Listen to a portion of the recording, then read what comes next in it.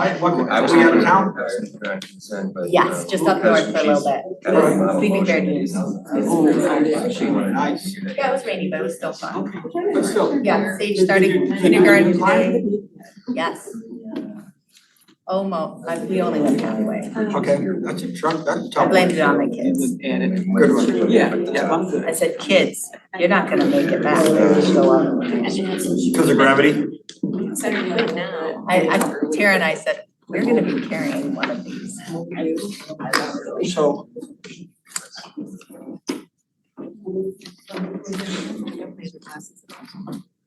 Okay, so we don't expect for show. No, Okay. or Palmer. Okay. Let's call the meeting. Recording in progress. Thank you. Let's call this meeting to order. This is the regular meeting of August 29th. And we'll have the roll call and then we'll have the Pledge of Allegiance. Please call a roll. Hathaway, Present. Palmer, absent. Flintoff, present. Brazeau, absent. Carey, Present. Noel, Present. Riser. Present? We have quorum. All right, please join me in the Pledge of Allegiance. Pledge allegiance to the flag of the United States of America and to the republic for which it stands, one nation, under God, indivisible, with liberty and justice for all.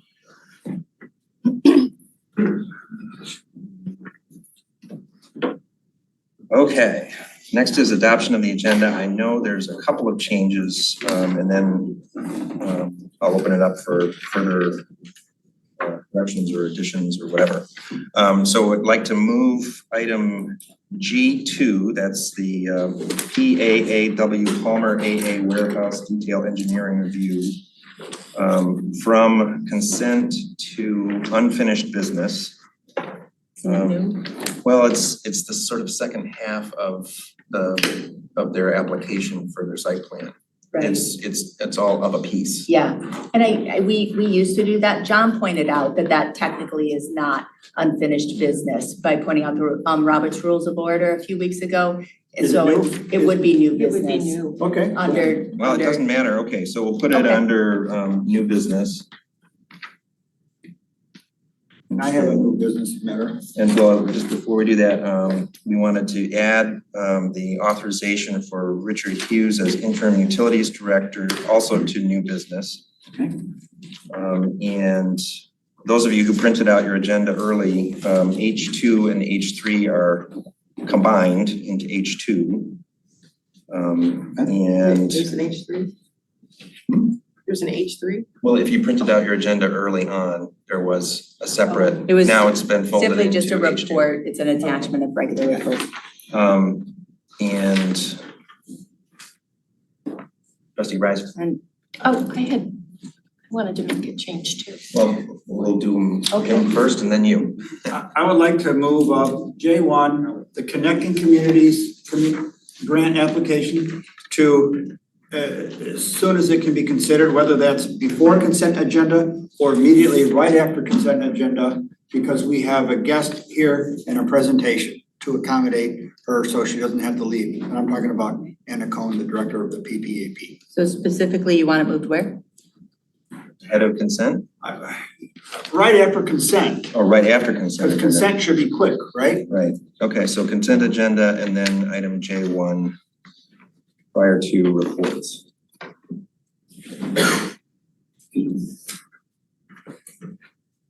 Right, and is that it? You know what? Yeah, but that's right after consent. Thank you. Okay. Trustee Noel. I want to pull payment of bills from the consent agenda so that we can discuss it in more detail. New business. So that would go to Yes. new business. That new business number 4 now? So under new business, if I have this correct, we now have G1, G2, and a new authorization of Rich Hughes as interim utility director position. Well, if we kept them in the same order, I suppose, yes. G1, G2, and then a new item, Let's just call it J2. J2. Okay, anything else? I just wanted to note, for everyone, not a change to the agenda, but I just want to thank Mary Gillis for her hard work on the 2 newsletters up against a tight deadline. And note for the board and the public that the most recent drafts of the newsletter were updated this afternoon, were emailed, are in that public packet. But I want to note that she recommends that they're still good to go on consent because the changes are not substantive, but I wanted to bring that information to the table. Make sure everybody's comfortable keeping them there. Thank you. Is there any further comment on the agenda? Is someone prepared to move the agenda as amended? So moved. Moved by Riser, Support? support by Flintoff. All in favor say aye. Aye. All opposed? The agenda is approved as changed. That brings us to communications to the Board of Trustees. Trustee Noel. I had a comment. Included in the communications to the board is a 4-page letter from our auditors. And it was addressed to all board members. Board members were asked to communicate any questions or concerns with the auditors. And I wanted to let people know I have done so because I think I have a fiduciary duty to do so when I have concerns.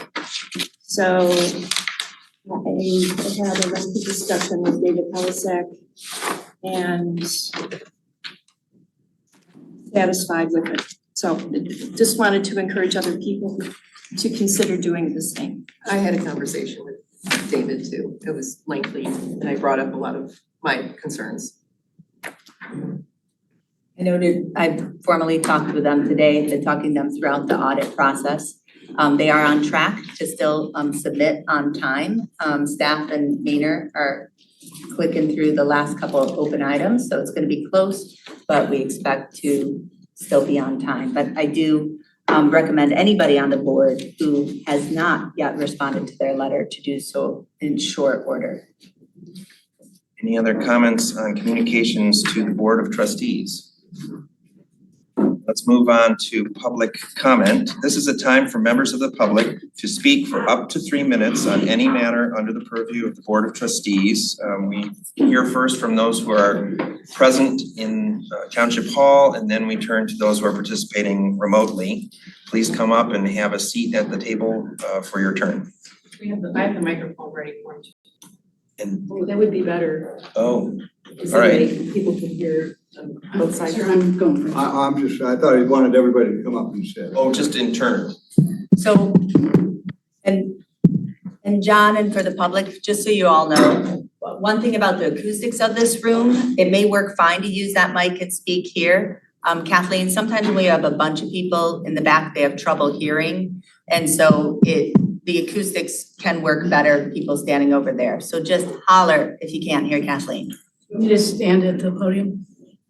I think that would work better for everybody in the back. And that microphone works best if you speak directly straight into it. Yeah, I've been watching a lot of these meetings and I was appreciation. offering that for everyone, not just for you, Kathleen. Thank you, Kathleen. Can you folks hear me okay? Trustee Riser, will you serve as our timekeeper, please?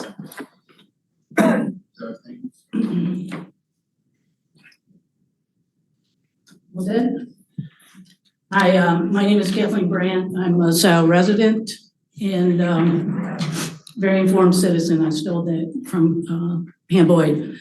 I read the letter from Plant Moran regarding the audit. It appears that Plant Moran is highlighting issues with the audit process. They make a point of stating that the supervisor was notified in May of the procedures. We are now 30 days from the deadline for filing, and I'm concerned Mr. Hathaway and others are playing games again with the audit this year. another significant thing, which is really what I wanted to talk about. It came to my attention that Sandy Egler is under criminal investigation currently, and that this has been going on for quite some time. Also, the treasurer and the supervisor are fully aware of the investigation. I have a question for this board. What is this board doing about having Ms. Egler responsible for financial records during this time of investigation? This seems to be illogical, imprudent, worrisome. Those are our tax dollars. We should all be alarmed. And this is on top of all of the errors that have come out of the treasurer's office in the past few years. You all know what they are. While the deputy treasurer has been there and the treasurer, we've seen missing tax levies. We've seen fighting about fire station dollar funds. It's ridiculous what's coming up. And why is this person, if under investigation, still handling our records? I want to mention that it seems that LASA, the Loch Alpine Sanitary Authority, handled this situation quite quickly and effectively. They took immediate action. Why is this board dragging their feet on taking action? Thank you. Who's next for public comment? Please come on up. Try to stay on task, so I wrote everything down that I'm going to say. And I have a few attachments here, so I'll share them with you. Follow me. Thank you, sir.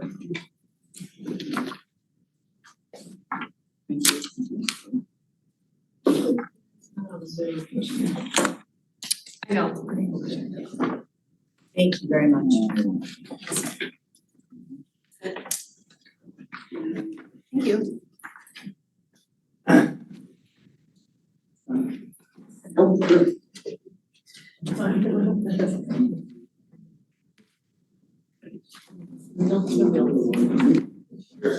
No, I got it.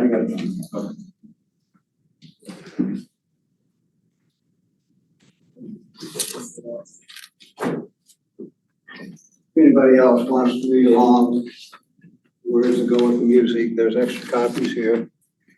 My name is John Boyle. I'm a 43-year resident of the township, 35-year commercial investor in the township. This letter will memorialize my comments before the board today regarding the board's proposal for a 233% increase from the 1.35 mils to 4.5 mils, the authorization to have that increase in the fire safety millage. It was covered on the ballot already. Apparently the board has decided to go through with it. So attached to this commentary is a copy of the ballot. I'll expand on my comments that I've made in the past two meetings and related comments from others in Scio Town Hall meetings on August 8th. Before moving on, I will point out that to the best of my knowledge, this board has not addressed a single concern raised by me at the public hearings, at the prior public hearings on June 13th and August 8th. I've yet to see anything from this board that has a smidgen of meaningful financial analysis. To go to the young lady's comments who was here before me, I've never seen any financial analysis from this board, or quite frankly, the prior boards. I don't see anything that says there's internal auditing going on, that there's internal controls, that there's competitive bidding for projects. All things that I look at when I work on a problem company to see if I'm going to be dealing with fraud. When there aren't internal audits, when there aren't internal controls, when there aren't internal competitive biddings, and there aren't safety rails, in my experience, 100% of the time you have fraud. Let me discuss the process for you. Let's suppose that you're the CEO of a conglomerate. And the board of one of your subsidiaries claims that it needs an additional $4.3 million per year, adjusted for inflation, to continue to function. The particulars are as follows. The subsidiary has given you a detailed, has not given you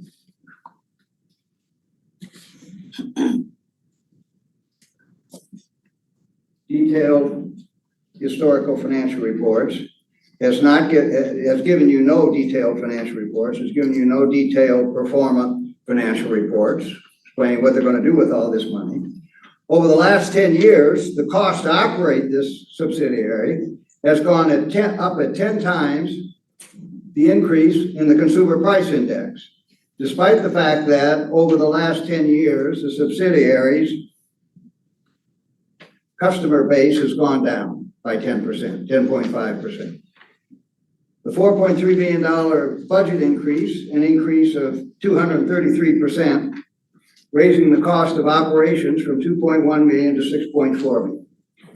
Despite a declining customer base, the subsidiary would like an additional 17,250 square foot production facility, adding $11,440,000, $664 square foot. I'm going to comment on that. Mr. Boyle, you're at 3.5 minutes. Okay, well, can I go on, because I spent a lot of time, and I'm trying to stay on topic. I appreciate that you did. It's not up to me, it's up to the body, but we have. Okay, well, I'd like to have the body suggest that I would like to stay on task. I'd be okay with another minute or two. Well, not another minute or two. The time of this board is so valuable that I can't have another 3 or 4, maybe 5 minutes to go over what I've spent a lot of time developing. Yes. I think you should. That's a have big that. problem for this I board. do. I'm just pointing it out. And I understand your No, I rules. appreciate it, John, and I'm not it's ruling, I'm important. inquiring, and I'm okay with you giving extra time. I'm gonna read through as fast as I can. Thank you. Right. There's no difference between what I just described and what's going on with the millage for the fire safety.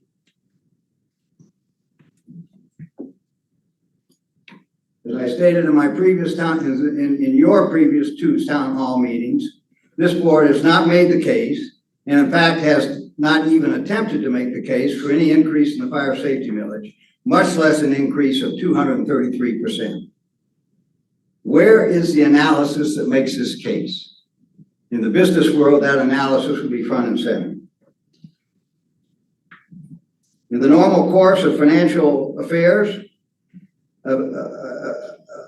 a request of this magnitude would be accompanied by a benchmark study of similarly positioned municipalities, comparing costs and cost components, firefighters, support staff, etc., for Scio Township and other townships.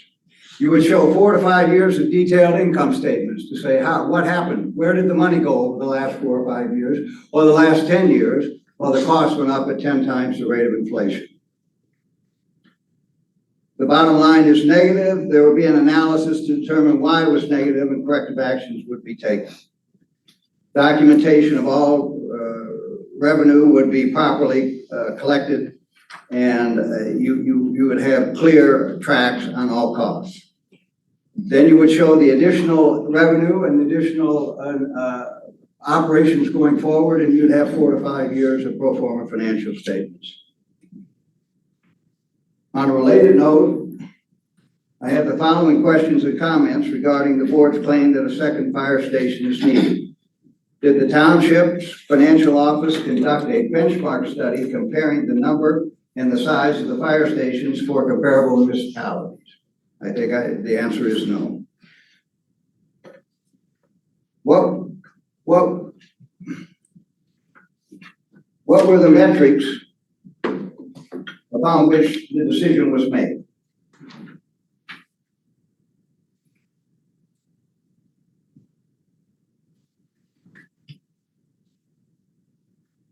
The stated cost for the second fire station is $490,000.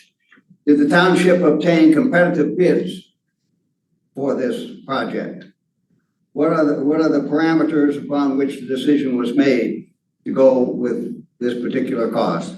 Who were the competing bidders and what were the particulars of the bids? If no bids were obtained, why not? What was the basis for the decision to single source the design and the construction? Also, a review of the RS Means Consulting square foot cost shows that the average fire station cost today is $275 per square foot. This cost is $655 per square foot, 141% higher than the average. Why is that? Why is this one more than twice, 2.5 times as expensive as the average?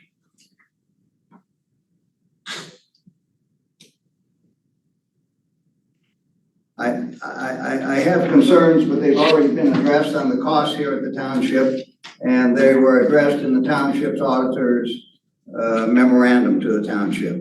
Now, Christie, if I could get you to put up some statistics, I'm going to give you some statistics about this township's performance. The consumer price index in the last 10 years, from 2012 to 2022, went up by 26%. The cost of running Scio Township's government went up by 84%, more than 3 times the increase in the CPI. As far as the fire department revenue goes, the special assessment revenue went up by 100%, 4 times the rate of inflation. The total fire department revenues went up by 120%, 5 times the rate of inflation. The fire department expense went up by 250%, 10 times the rate of inflation. And the township's population went from 19,575 to 17,526. So it went down by 10%. So the population's going down. Where did all these huge increases, vastly above cost of living, where did all that money go?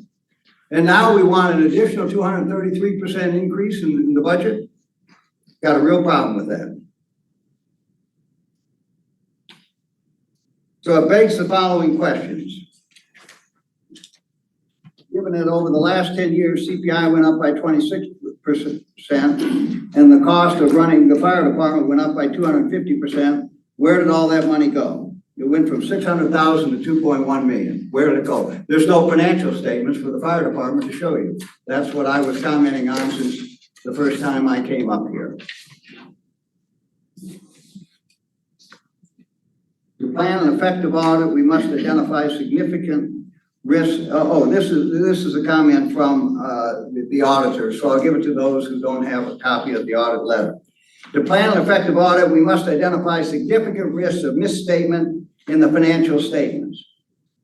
Because management is in a unique position to perpetuate fraud due to its ability to manipulate accounting records and prepare fraudulent financial statements by overriding controls that otherwise appear to be operating effectively. Generally accepted auditing standards require that we always consider this to be a significant risk. So they're already addressing the concern that there's fraud here. In my business, I deal in fraud all the time. When I'm called in to turn around a municipality, an NGO, a company, individuals who are in trouble, and there's no controls within the internal controls in the organization, whatever the organization is, and there's no internal audits ongoing, and there's no financial analysis, my experience is 100% of the time, I will find fraud. Sir, you're at 11 minutes. Could you wrap it up, please? Okay, yep, I was saying. Anyway, bottom line, this board's proposal represents nothing less than taxpayer abuse and deserves nothing less than a resounding defeat at the ballot box. Finally, let me make a point. And I made this point in my prior comments. I will suggest that voting against unjustified massive 233% increase in millage after 10 years of increases at 10 times the rate of inflation should not in any way be construed as disrespect or disregard for this township's first responders. Fiscal management, sound fiscal management is not disregard for the employees. Thank you. Thank you. Who's next for public comment? Everybody. I have a few small comments that hopefully will be a little bit shorter than Mr. Boyle's.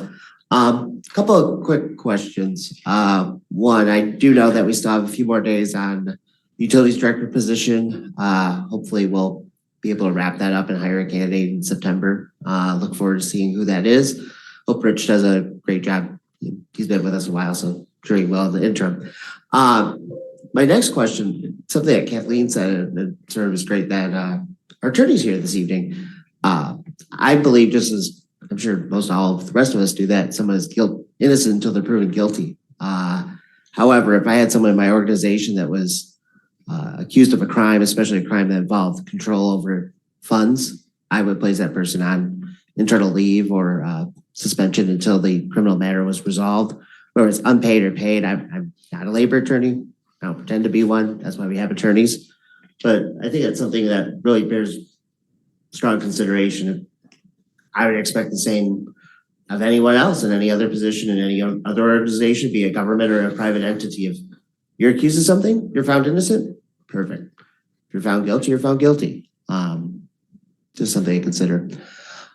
Did have a question as far as, or an idea rather, from Mr. Boyle's comments. I think one of the things we could possibly do, I know there's limits to what the township can do as far as advocacy, but is there some things we could have Plant Moran work on, specifically around his comments about financial modeling and about financial reports and financial records from the fire department? We met on that today. And that, I think that would certainly be a step in the right direction. Maybe it doesn't totally address all of his comments, but at least we can get somewhere where we can get some hard data, some hard evidence about where some of the money went, especially involving that interfund loan that was its own problem in the past. All right, everybody, appreciate your time. Thanks.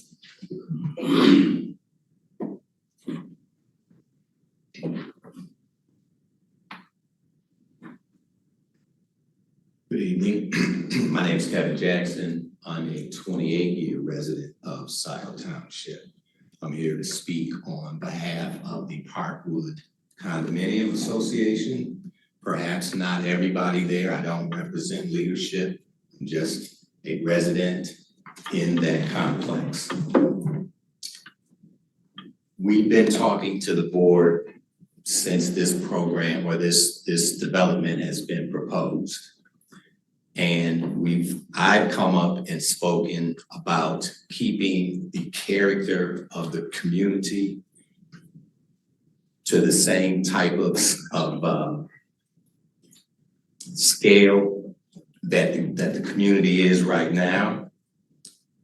There's supposed to be a corridor of calm between Liberty and downtown Scio, which is Park Road.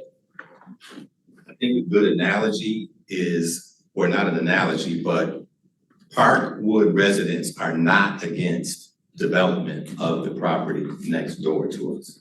We just are against the scale and the scale of it. It's just too big for that amount of space. I'd like to give the analogy now that remember when University of Michigan put those big fake letters on top of the football stadium and everybody was in such an uproar that it just cheapened the area and it just wasn't Michigan. Well, if you guys allow this development to go in as it's proposed, it's going to be those big, ugly letters in an area that it shouldn't be. And so I know it's gonna boil down to legalities. It's gonna come down to the law. If they need variances, then don't approve their current proposal. If they meet them all, I guess that all of our talk has been for naught because they're meeting the legal requirements. But I'm putting it in the board's ear that it's okay to deny the current program or the current development proposal if it stays and if they don't meet their legal requirements. Thank you. Thank you, Kevin.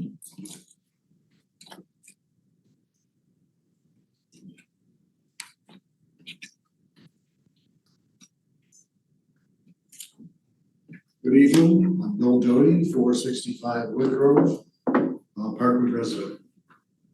Last October, you all passed a resolution unanimously to consider passing SB 21021, the Albright Grove bill, and back to the planning, or to the planning commission. It's been 10 months since that resolution was approved. And a few months after that, on March 28th of this year, I provided 7 detailed reasons why taking such an action would be a good idea because of the number of changes that have happened since it was proposed well over a year and a half ago. Basically asking tonight, when will this resolution be put on your agenda? How does it get on that agenda so that at least it can be discussed? Thank you. Thank you. A criminal investigation? How long has that been going on? Commissioner, not be surprised. Supervisor, I think that's for 5 minutes as the editor of Scio Community Newsletter. You can have 11. I don't think I need 11. Thank you, though. Pam Boyd, an informed Scio resident, Scio Community Newsletter. As I was researching my public comments, the TV show Whose Line came to mind. You know, the tagline, everything is made up and points don't matter. From the Scio Township newsletter in the packet tonight, and from Joyce Parker, she points out that Steve Markowski and our utilities director and Howard Longbray, I'm gonna mispronounce his name, I'm sure, our building maintenance manager are both retiring, and that a firm is providing finance director services on an interim basis. Thank goodness about the finance director services. And I want to say bon voyage to Steve and Howard. Then there's that letter that everybody's talking about tonight from, in that letter, also in the packet from the treasurer, she says, things are going well in the treasurer's area. It doesn't seem to me that everything is going well. Didn't our township send out tax payments to various county authorities only for Scio Treasurer's office to ask for overpayments to be returned? How could the treasurer's office not know the correct amount? And wasn't it mentioned in a recent meeting that a person in the treasurer's office was attending both sides, as in sending out those checks, and then when the corrections came back in, she was also making those corrections. So it's no surprise to read the auditor's report that has all kinds of red flags. And I'll read this again because it's worth hearing. He spoke it earlier. Because management is in a unique position to perpetrate fraud due to its ability to manipulate accounting records and prepare fraudulent financial statements by overriding controls that otherwise appear to be operating effectively, generally accepted auditing standards require that we always consider this to be a significant risk. In addition, we identified the following significant risk of mismanagement: ability to maintain appropriate duty segregation with limited number of township staff, proper recording of capital asset additions, including retainage accruals.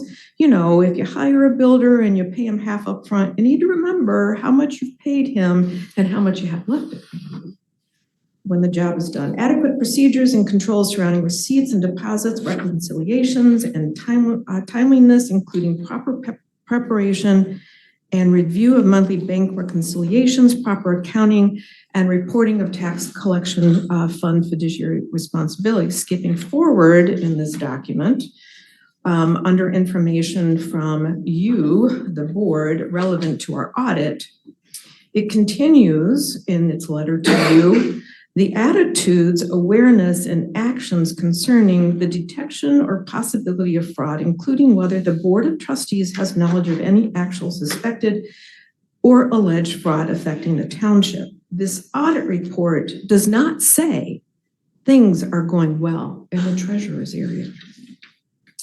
In addition, when we look at that auditor's report, we need to understand the issues of the old members of the early 2020 board, where they all voted against the clerk.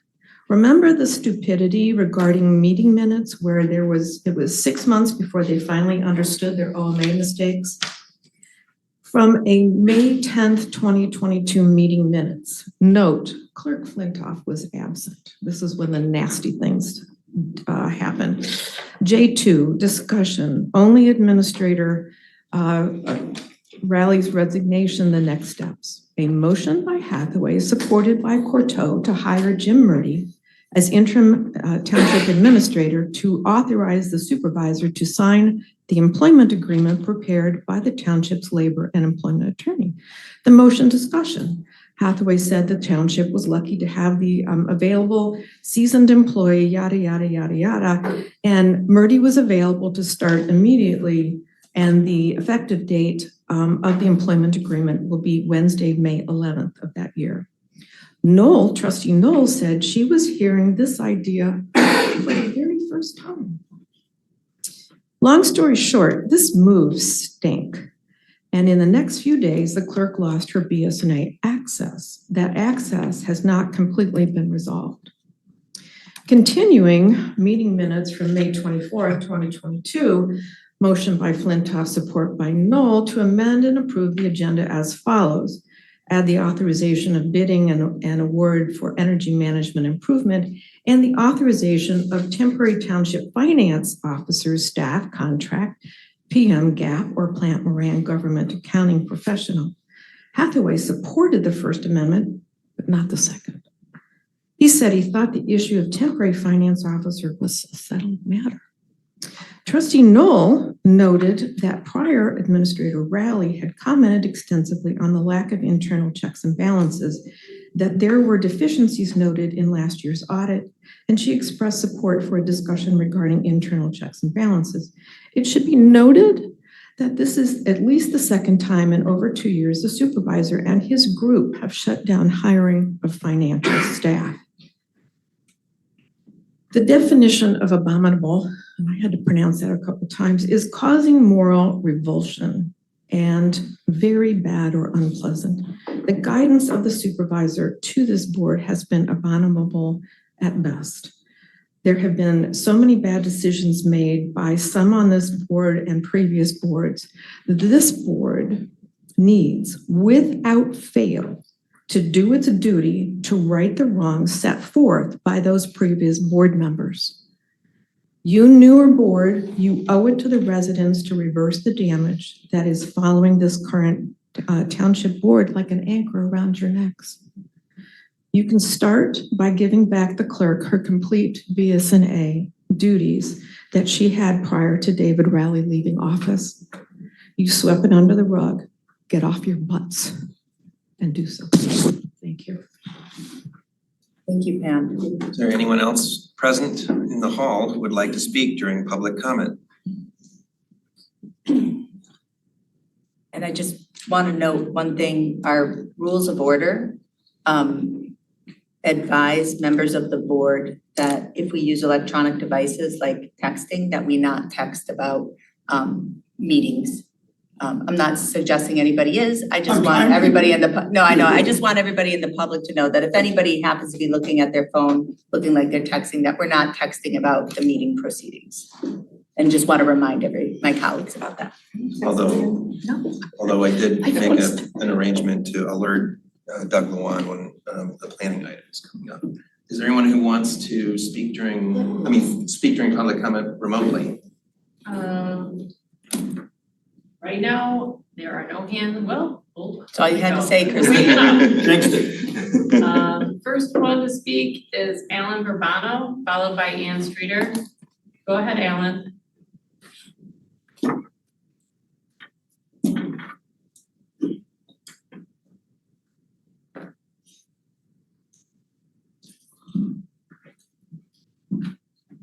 Go ahead, Alan.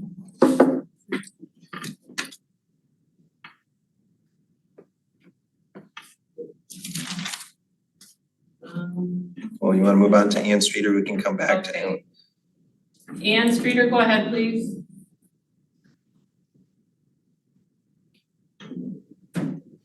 Hi, this is Ann Streeter, and I live at 7869 Scio Church Road.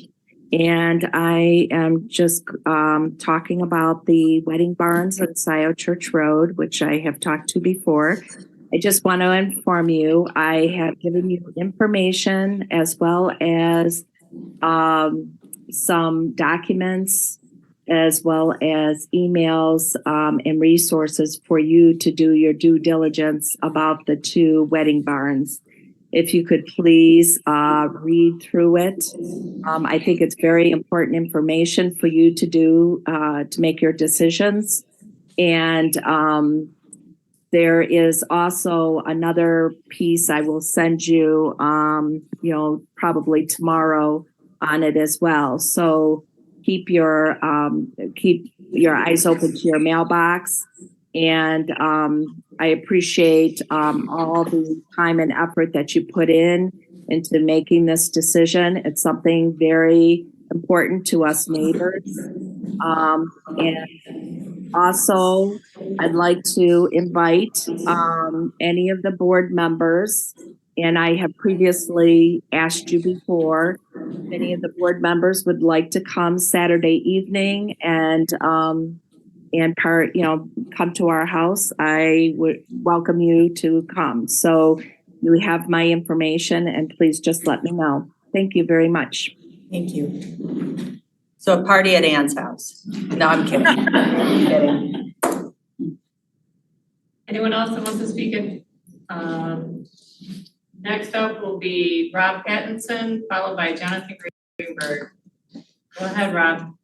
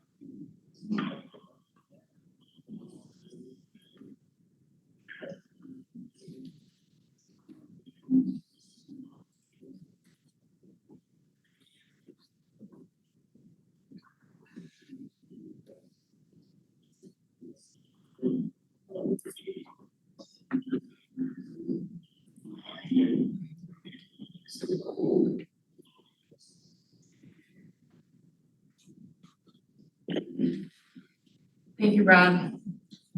Next up is Jonathan Greenberg. Go ahead, Jonathan. Hi, folks. Yeah, I only need 10 minutes, 3 minutes for comments and 7 minutes of my best karaoke. I have some very video share along with, okay, so I'm sorry, I got an echo here and I can't hear. So I just wanted to comment on the earlier, no, it's not your fault that I have an echo. It was my headset. I want to comment on the issue that was raised earlier. Again, everyone is innocent until proven guilty within our country, our great set of laws that give us that freedom. Having said that, when folks, that doesn't mean we are free from consequences from our actions. The law is one thing, but you as a BOT, you as the trustees have a responsibility to act when you see something like this occurring. I'm not suggesting that you take any drastic action. I think it's totally reasonable and commonplace in any business or government to put somebody on administrative or, depending on the stage of the investigation, to put somebody on administrative leave for being involved in what appears to be both from an investigatory as well as the letter we received from Plant Moran that's being discussed tonight. Looks like we're in a load of trouble over the actions and given all the other past concerns that we've heard about our audits. This is all very troubling, and I really hope that this evening you can find a way of ensuring that no more malfeasance occurs, if any has to this date. And you also might want to think about restoring the, I haven't said it in a while, but restoring the rightful ownership and management of the books and records to the township clerk, as has been said over and over and over again, almost as many times as we've said we need a finance director. And transparency in local government, but so far we got none of the three. So try to get some of that done tonight, please. Thank you.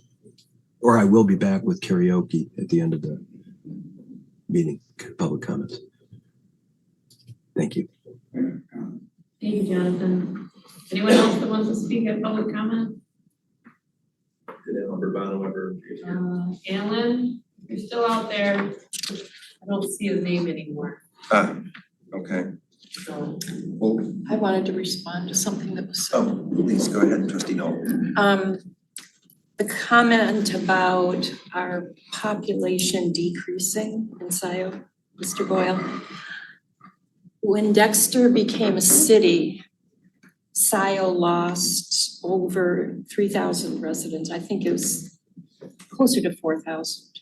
And after that point, the population in Scio has been steadily increasing again. Correct.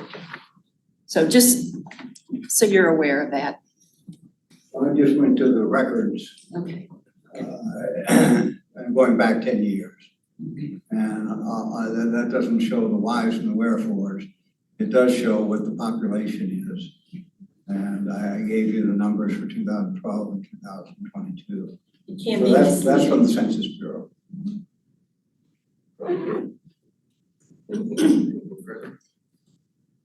I'm also just quickly, Rob Pattinson, if you look at the meeting packet now, you'll find the planner's report. It was added kind of later, so it may not have been there when you looked, but it's there now. With that, let's move on to approval of minutes. We have 3 sets of minutes. First is minutes of the regular meeting of August 15th.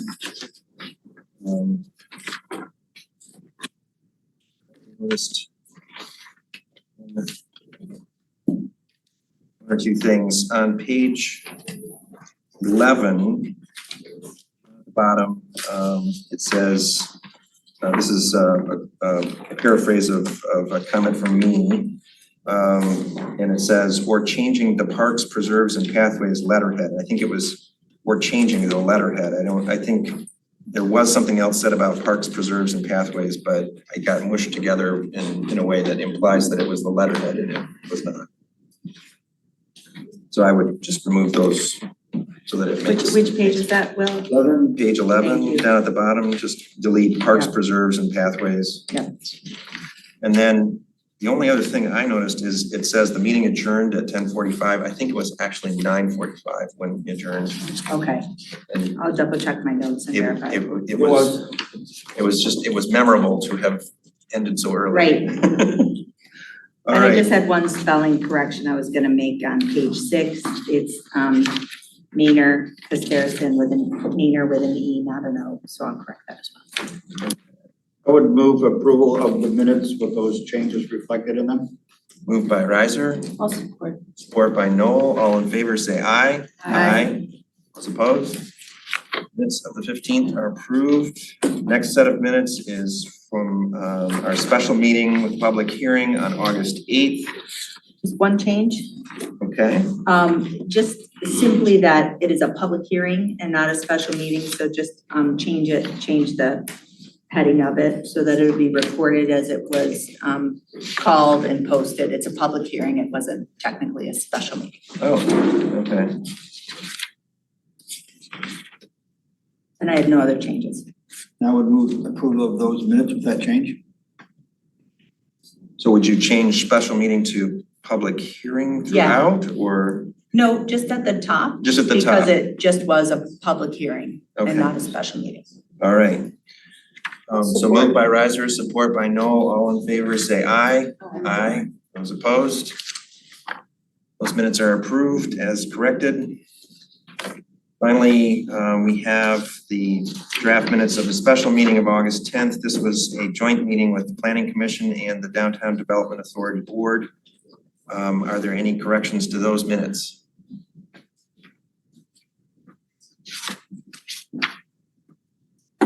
Seeing none, is someone prepared to move adoption of those? I would move adoption, I would second Jillian's. Doesn't matter. So moved by Carrie, support by Riser. All those in favor say aye. Aye. Those opposed?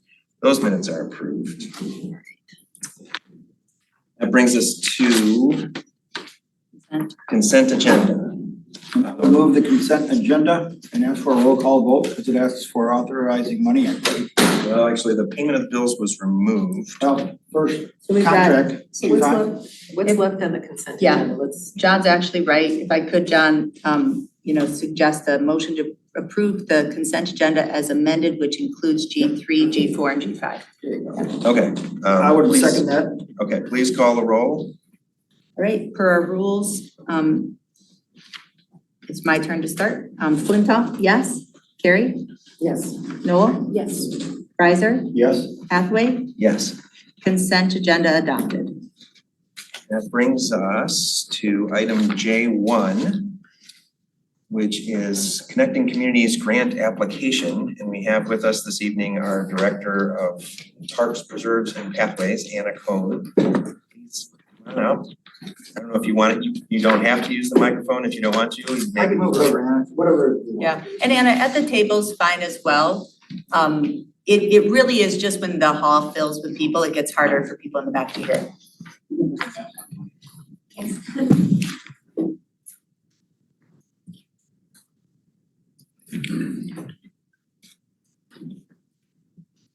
All right. Will, were you done? Should I go ahead? Yeah, Okay. please, you go ahead. This is your agenda item. You introduce it. Great. So, I'm here because I wanted to bring to the board the opportunity to apply for a Connecting Communities grant. This is a grant that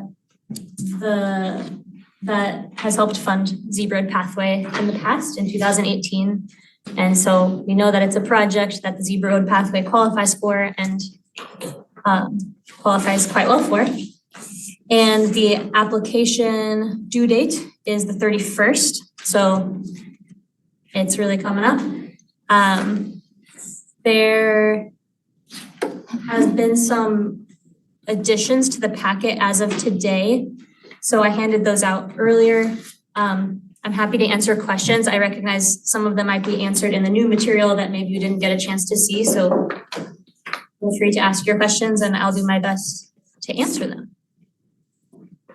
Could you summarize the changes that are reflected in the materials that you just handed out? Maybe just walk us through the documents since we're just getting them.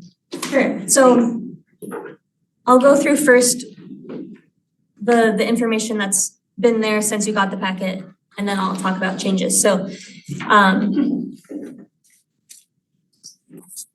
I'll share from the Washtenaw County Parks and Recreation website. Washtenaw County Parks and Recreation Commissions is a proponent of the development of non-motorized trails within the community. And so that's why they have this opportunity to provide funding for construction projects in Washtenaw County. I also have included the application itself, not filled out, just for you all to look over. It basically asks about the project. It asks about connectivity, which is a big, what's the word? It's like highly sought after in these type of projects. They'll be looking for connectivity. So we'll ask what properties are being connected by this project. And we know the Zebra Road pathway connects Township Hall, it connects the fire department, it connects Burns Stokes Reserve, it connects eventually to the B2B. So there's a lot of connectivity in this project. And then I guess a little more background is that in that grant application, you've all looked at it. It asks for a summary of potential funds in addition to potential match. And so now we're getting into what's been added today, and thank you for bearing with me with the late additions. I didn't anticipate there being questions on the application. When I put it into the agenda initially, I figured I'm asking to apply to a grant, and I've applied to grants before working here, and I was able to kind of bring it to you and you said, go for it, good luck.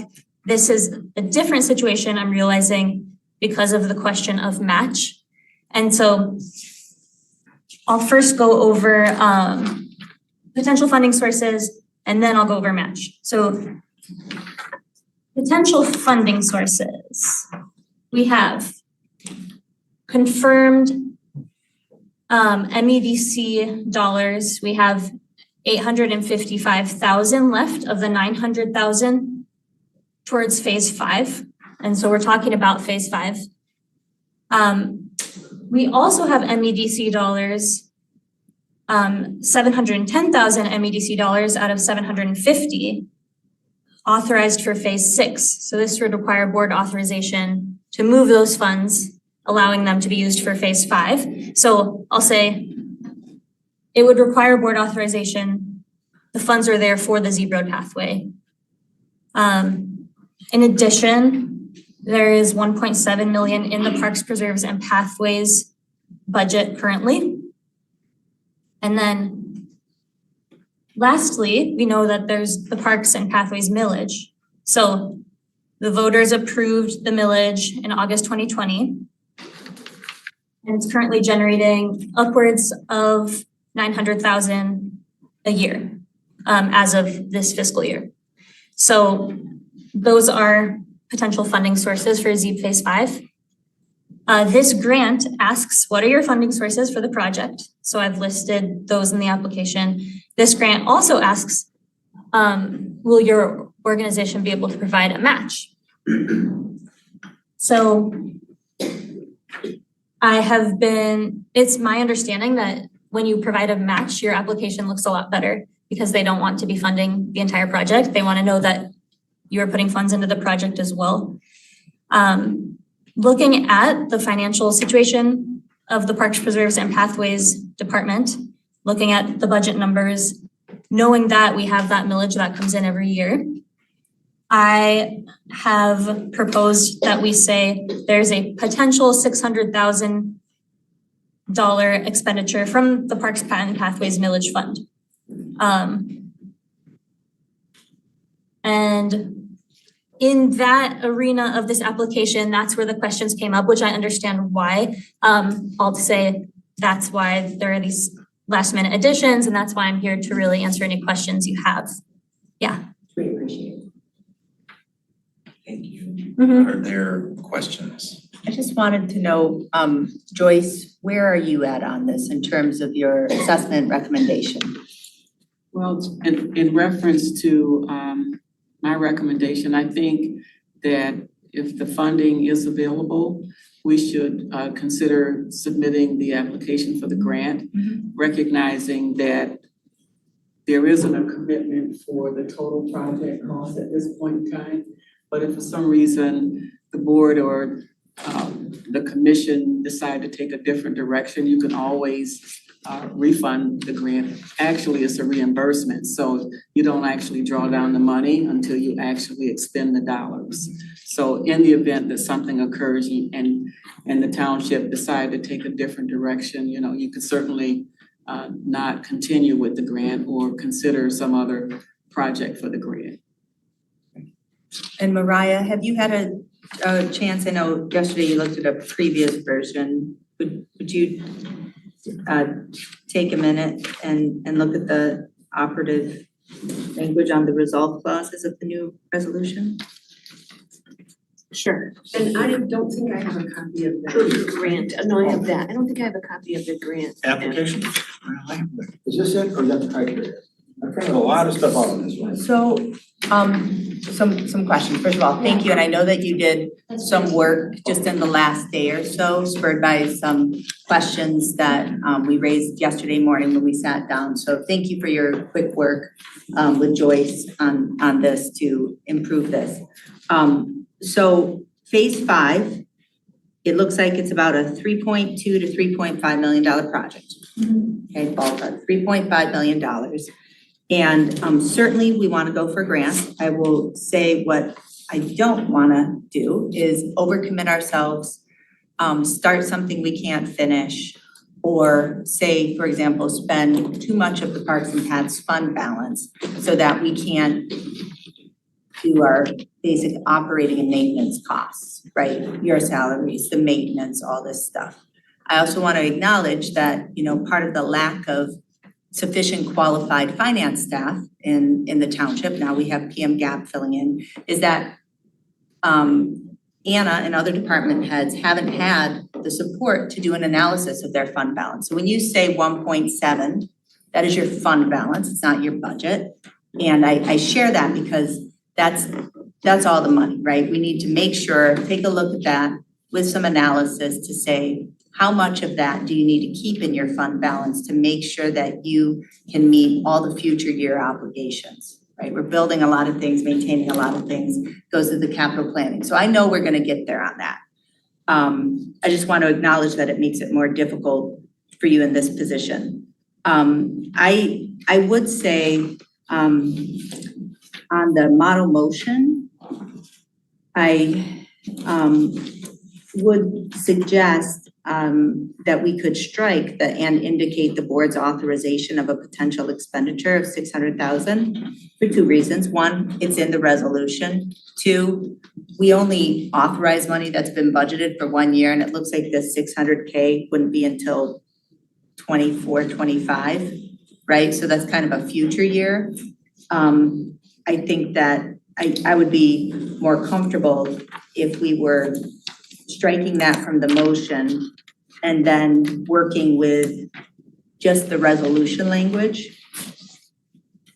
And does it need to be 600,000? I'd be so much more comfortable if we, had it be more of a 1-to-1. How did you come up with the 600,000?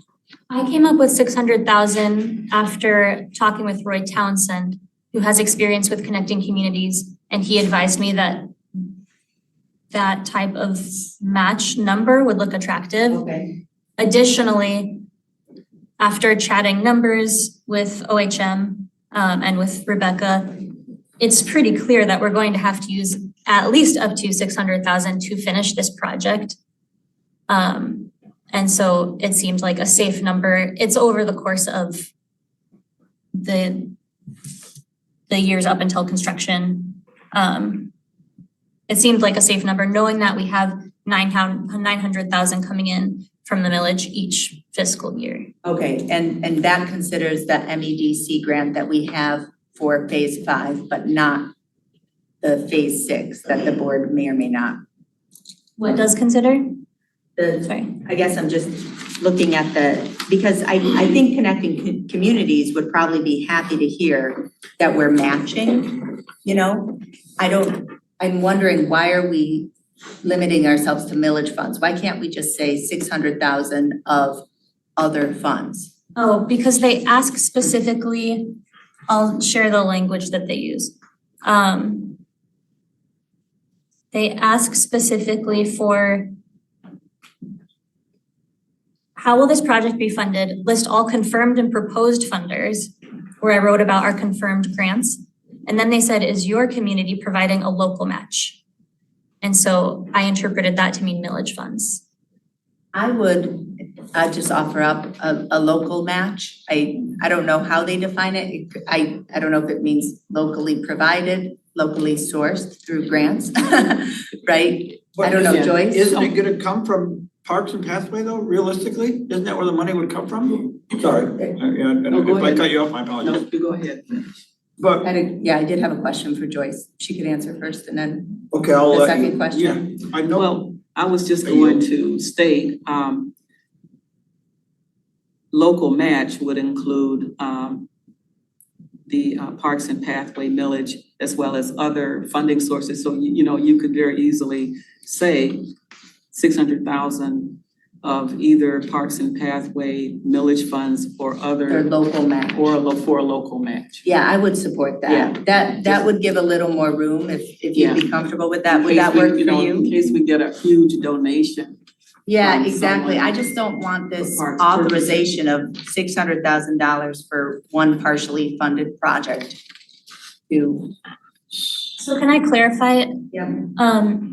Joyce, in what you just said, could any of our current other available funding be considered local match? Or are you saying it would have to be a personal donation or the millage? No, I'm saying when you say local match, it could be funding through the township, or it could be a donation provided to the township that could be used for that purpose. So like the MEDC grants? Or Now, yes. PUD? Yeah. It could be a lot of PUD would be a better sources. example. Anything we Yeah, get. through a PUD. Like. Planned for unit development when a zoner. For community benefit, you could use those dollars. So I think that kind of catch-all, I'd be more comfortable with that.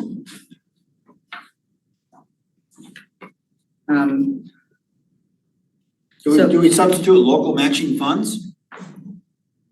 Or locally matched funds? Or other local funds. We don't Are we have to talking say about the match. resolution, or are We're we I'm talking about the resolution. resolution. We're looking at be it further resolved, I assume, at the bottom of page 1. Yes. Correct. That's where I am. So my proposed change to that, be it further resolved, would be to potentially spend, contribute, whatever, at least 600,000 of Parks and Pathways millage funds or other local funds on the construction of. Yes, I think that that work? would work. Okay, thank you, Joyce. And do we want to say spend or contribute? I don't like saying spend. I don't either. Sorry, I would say, will potentially allocate. Yeah.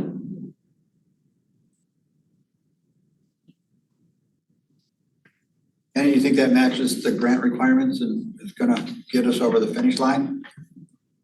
And then while you're looking, it may be a dumb question or for the benefit of people out there, what is phase 5 and what is phase 6? The numbers are a little out of order. Phase 6, I know you all have chatted about, it's over the highway. Phase 5 is on the complete opposite side, up by the Huron River. Okay. Yeah, it'll go from Park Road over the water, up through what is known as Sweepsters, the lot with all the So cars. 5 is the river, because they both have V in it, and 6 is expressway, because they both have X in it. Nice, That's what I remember. that's good, yeah. Regarding that, so we had it was in your report recently, Will, about the MEDC grant for 6, right? 6. And are we allocating by? No. So that question will come to the board after the Parks Preserves Pathways Committee meets in September. They have this on their agenda. At our last meeting, when we talked about this, the board, I don't know if we took a vote on it so much as we just sort of talked it through and all agreed that it was going to come first to the Parks Committee and then come back to us with whatever they recommend. Okay. And if I could just know a couple like bigger picture things on that is the phase 6 was really about TAP. You know, the general intention of that was really about kind of safe crossing and not the recreational pathway. I mean, kind of some of both. So I'm just, mindful of that. And also that we would also need to consider the ongoing the 5 and the 6 of moving that I would also want not just that, but also the recommendation of Joyce and Anna. I want to know what the Parks PPP committee thinks, but I really want to know kind of how can we most strategically leverage these different funding sources. So I'd like to know that from Joyce and Anna when you do get a chance to sit down with our finance people. Sure, Okay. Trustee Carey. So I'm feeling a little uncomfortable about all of this. I mean, of course we want to finish, but just because we're getting all this information at the last minute, and as I said, when I was reading the packet online, the links weren't working, it went to error, so I don't really have the information regarding, now you said the something about the so I have talked to Washtenaw County Parks and Rec back in 2019 when Will and I had a conversation, and I accidentally found out that we had some grants from the Washtenaw, Recs, and the DNR. So with the 300,000 there, we, from what I understood, was that we did the construction and then they paid us the 300,000. So it was like a, even. DNR was something different where they had matching. So this, I don't know the scope of this grant. I mean, other than what is here, but it doesn't say these are the criteria. And I think you said it was in the link that went to the website, which doesn't work. So that's where I'm feeling uncomfortable. So this is a matching grant. It doesn't have to be a matching grant. We could apply for this grant and they could say, oh, here's $600,000, but you have to do the construction first, then we'll pay you back. Or is it, no, this is a matching grant? I just wish I had more information to look at the, it has to be finished within a couple of years. If not, you have to apply for an extension, that type of thing. And none of that is in here. So yeah, the link that I provided goes to the website that you could find if you just Google Connecting Communities, Washtenaw County. What I can provide for you right now is that in the application, it asks, do you have a local match? And you can say yes or no. And so I brought to you all saying, what if we said we have a $600,000 local match? This is why I think that this is doable.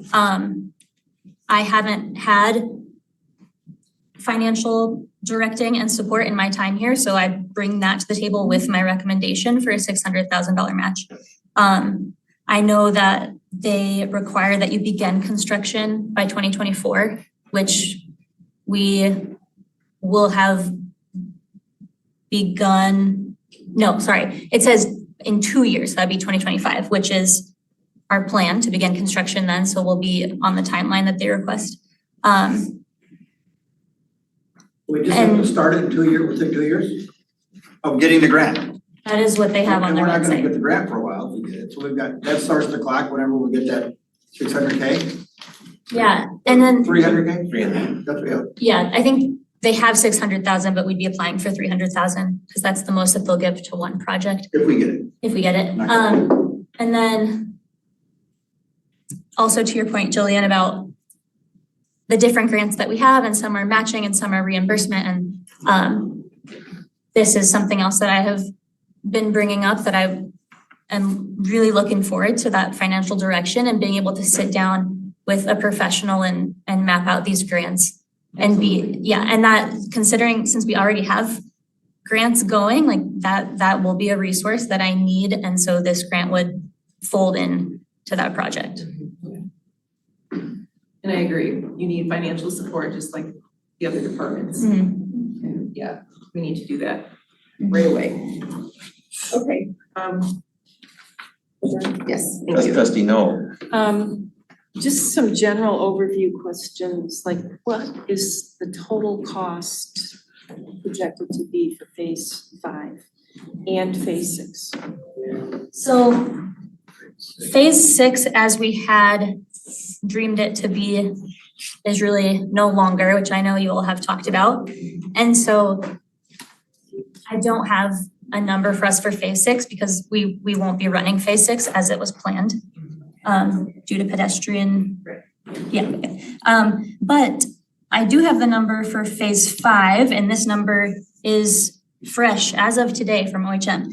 So we have a cost between 3.25 and 3.5 million.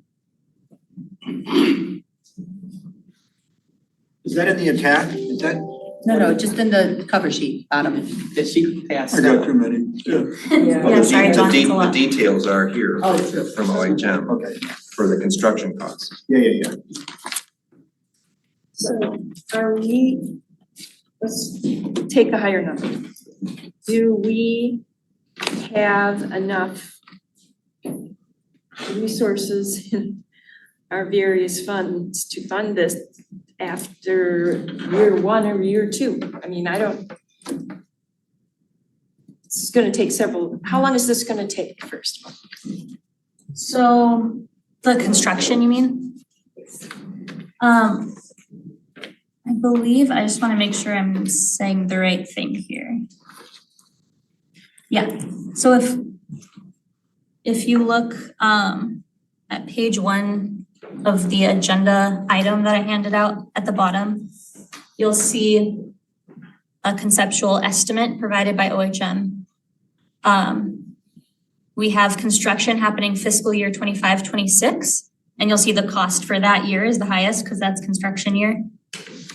And then fiscal year 26-27 would be the end of the project, wrapping up the project.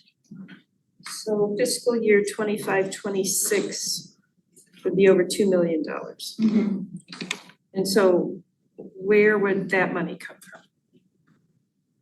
So if you look at the next page where it says summary of funds currently available in bold at the top,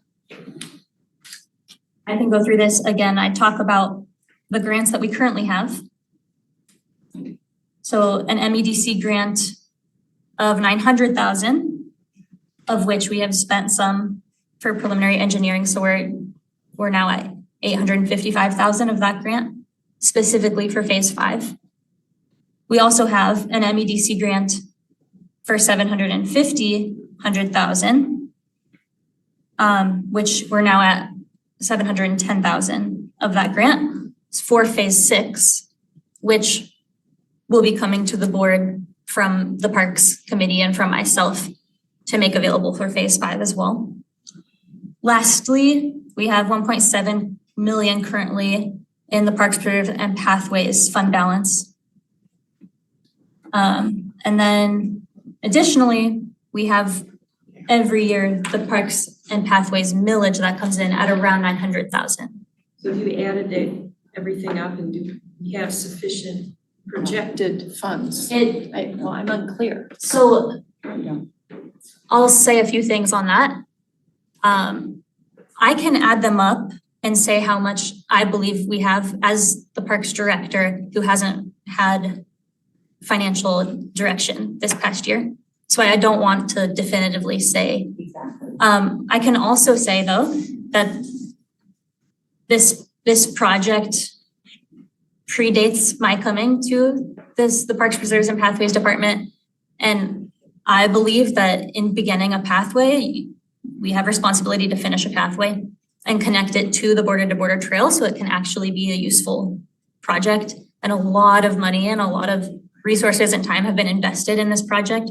And so because of that, I believe it's important to keep the project going. Adding those four numbers up, the 855, the 710, the 1.7, and the 907. Those aren't the right numbers. What are the right numbers? 855, 710, 1.7, and 907. That is 4.16 million. I realize that has to run the old operations, but even if you back off the 900, that's still over $3 million. Or am I wrong on that?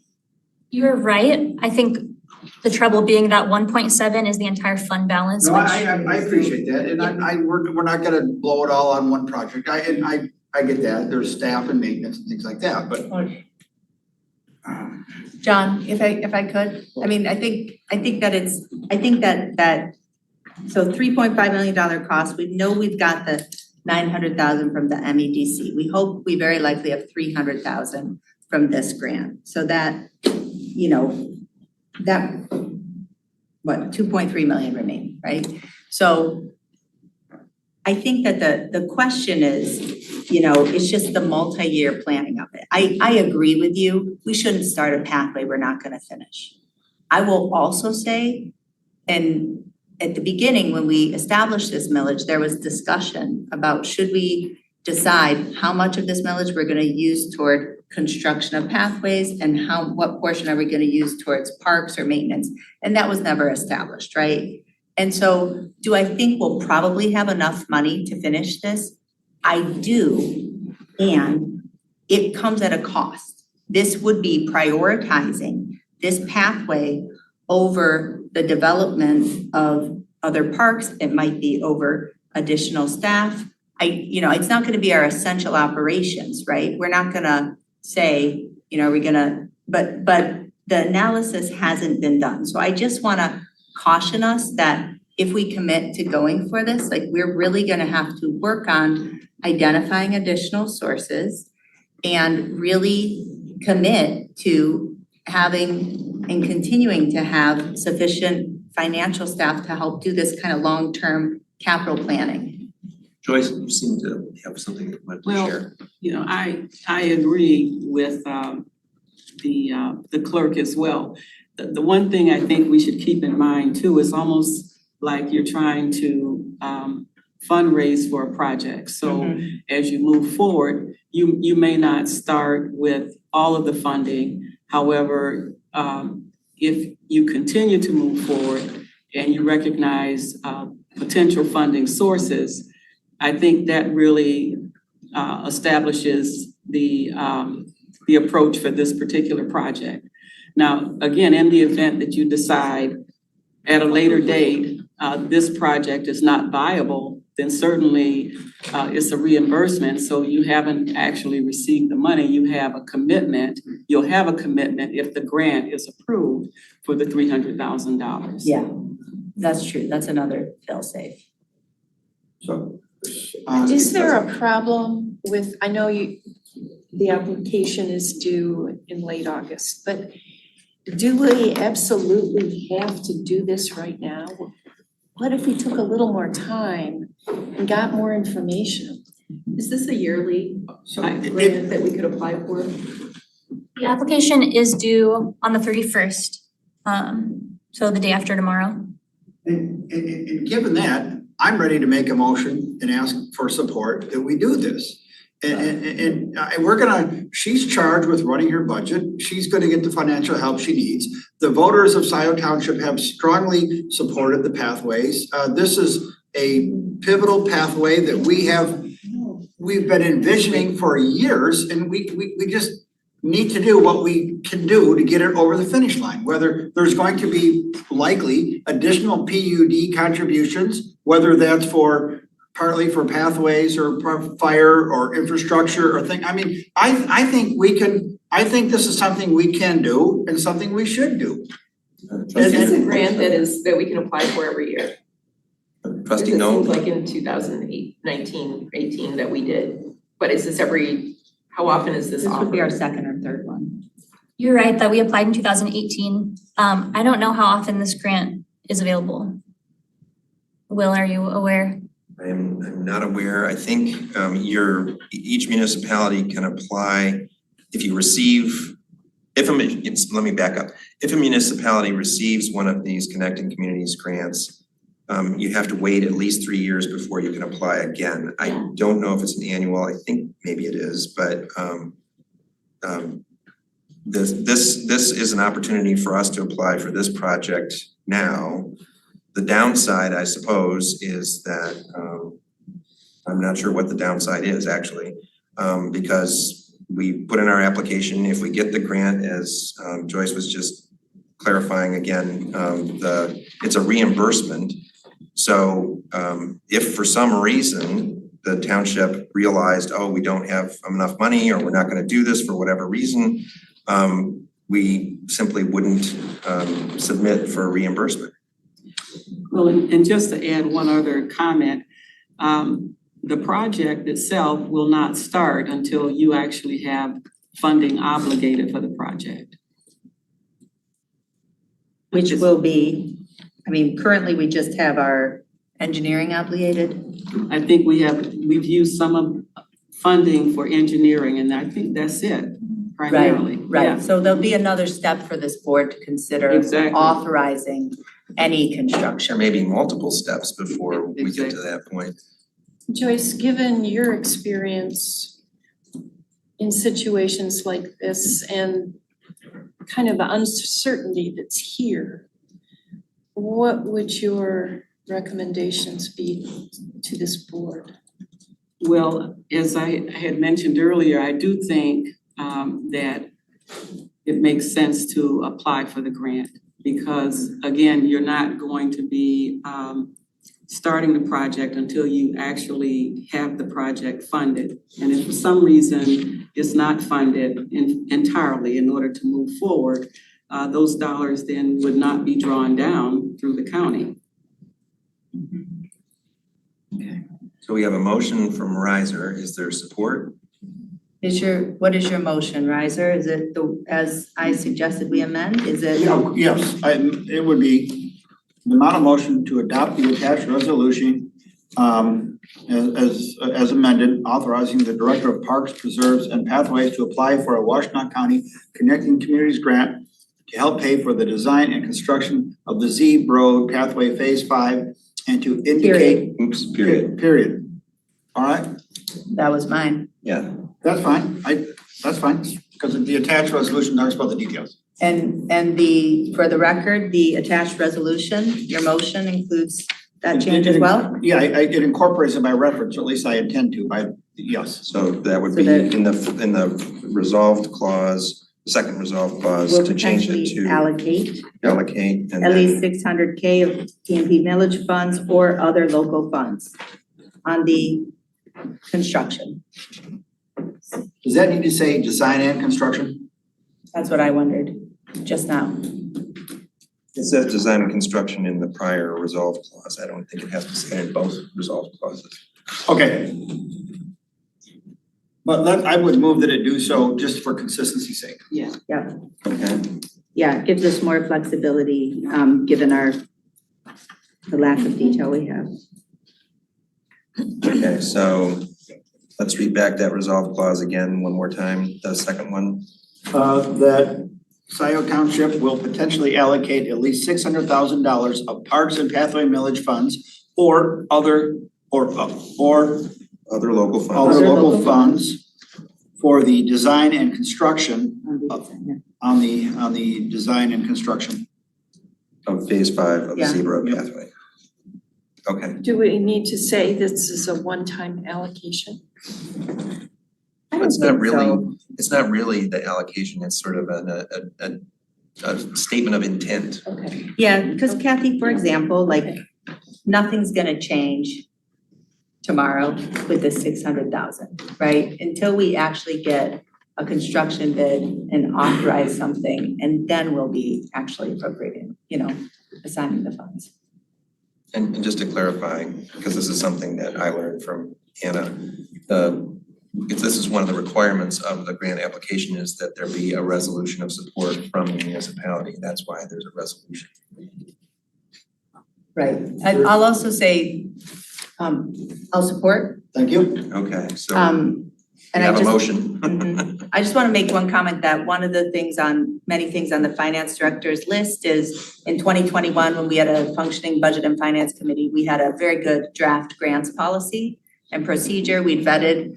We're going to pick that back up to help give some more guidance, both the department heads as well as to this board and our finance staff for, bringing these things through. So it's a little more standardized.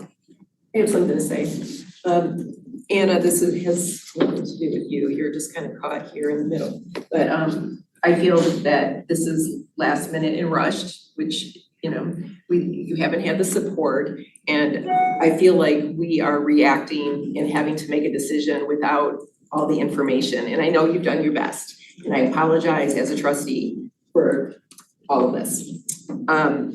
But from now on, as soon as we get our finance director, I want you to work with them, and grants that come up, whatever you hear, I want it prepared ahead of time, and we have all the information. I want to make sure that you have enough money in your millage, not your millage, but in the millage money, that if you need staff during the summer, that's covered. I don't want to see like all the money going to Z Road pathway and you're stuck out there weeding yourself. Or not managing the invasive species and doing all the cool things. I mean, you're such a gift to the township. I'm so glad you're here. I also recognize that you inherited other people's priorities, and they're super expensive priorities. And I just want to say, John, the voters approved that millage. The voters never said, I agree. This pathway is our number one priority. It has been this board consistently that has put the majority of the funds to that. Any further comments? Please call the roll. Flintoff, yes. Carrie? Yes. Noel? Yes. Riser? Yes. Hathaway? Yes. Resolution adopted 5-0. Thank you, Anna, for your work. Thank you. Thanks, Anna. Have a good evening. Thank you. Or you're welcome to stay. Appreciate it. All right, well, that brings us to H, reports. And we have a presentation on the fire station schematic design.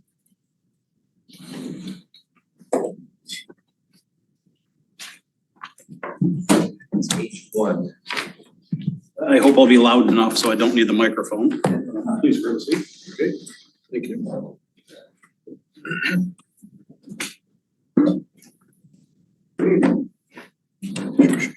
Good evening.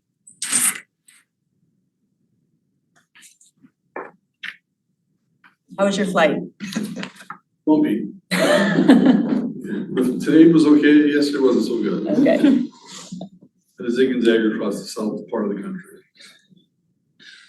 You made it though, that's what I counts. made it. But 10 minutes before I walked in, I was in flip flops and shorts, so had to do the parking lot too. Where did you fly from? New Orleans. Atlanta last night, back to New Orleans, been here.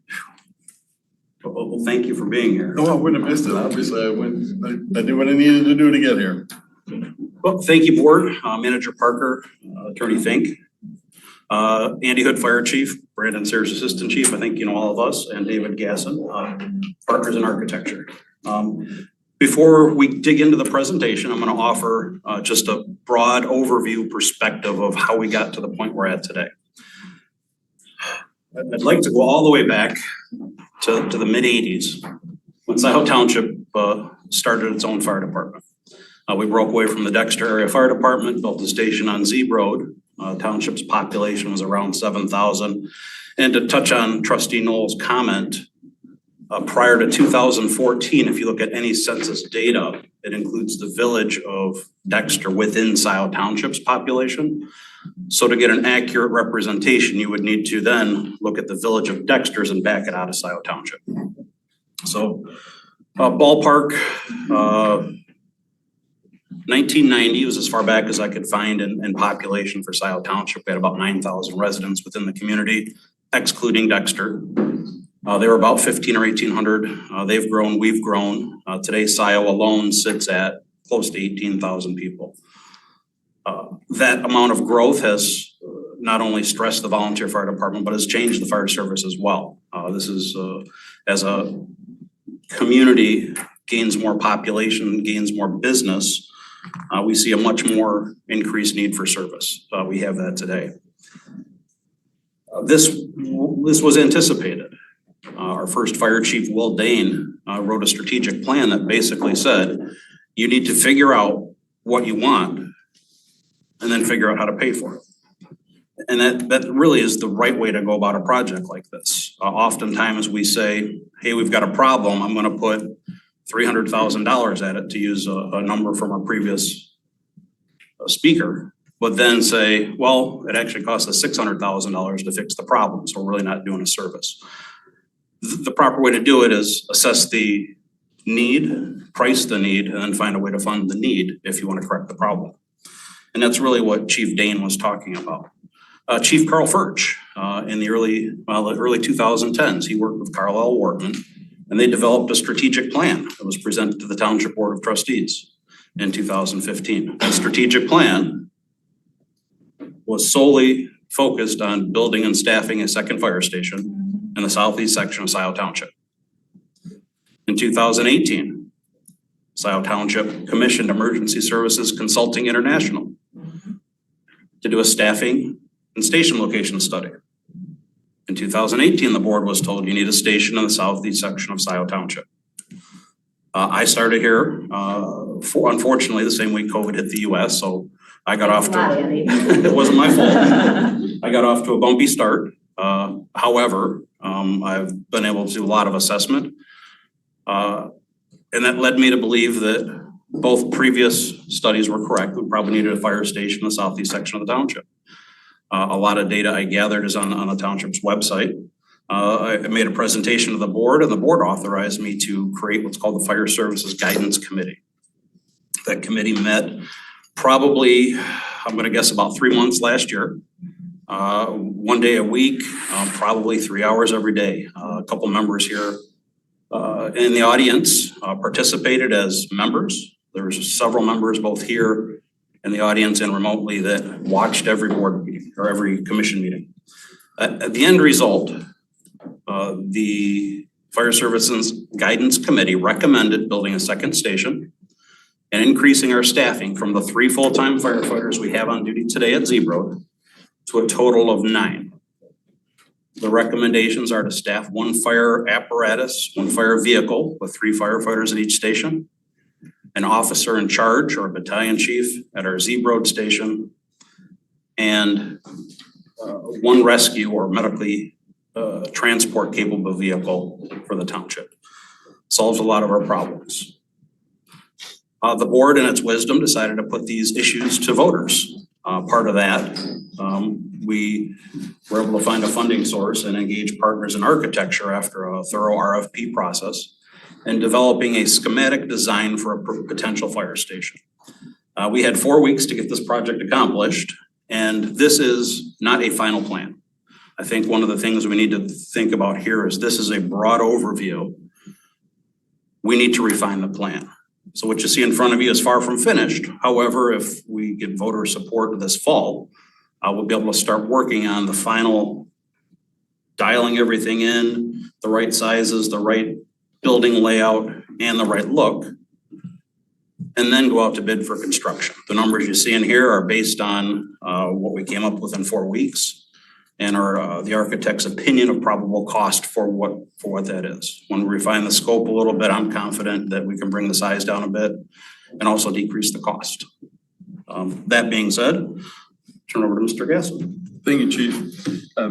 Good introduction in terms of what we've been doing, and I'm certainly glad to be before you tonight. This is the first time we've met, so I'm super excited about reviewing with you what work we've been able to do together with the department and the township committee. And I'm gonna go through that now. I assume you've all had a chance to look at this. In general overview, what we're gonna cover is a program mission statements and goals. A real quick look at the survey and the site plan or master planning approach to how we site the building. A building plan and just operationally how would it work, flow of the different aspects of the building. Exterior character studies and what it could look like. Some sustainability goals for a net zero emissions building, and then a budget review. So at any time during this, if you have any questions, please feel free to just ask. You don't have to wait till the end. Want it to be a little bit more of a kind of a working session overview review at the same time. So the mission statement, the group together, put this together, provide an efficient fire station to serve the community with minimal impact to the environment. The goals and objectives to achieve the mission is to design a new fire station, to build a new fire station that supports and promotes the health, safety, and well-being of the firefighters and staff, and also the visitors and other users of the building. Apply sustainable techniques to achieve a zero net carbon emissions project. Construct a safe and secure building to protect the community and provide aid. Utilize advanced and enhanced technologies to optimize operations. You'll see that throughout the plan when we discuss it. And administer public funds with a focus on value-driven solutions. So, and that is not an afterthought. It happens to be at the end of the page where we think that way all the way through the course of the project, not just in this preliminary stage, but as the project progresses, that'll always be in the forefront, just like these other goals and objectives. The next couple of documents are spreadsheets. They're not too fun to look at, but it's a real basis for how we do a project.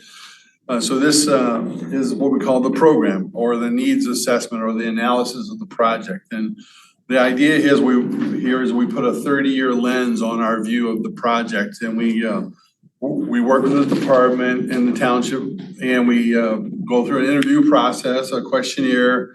We exchange some information, and then we use our best practices approach as well as a pretty in-depth experience in fire station, and put together this program. This program is not a one and done sort of thing. It's a document that's live, and it stays in the process to where all the way done. It gets reconciled along the way.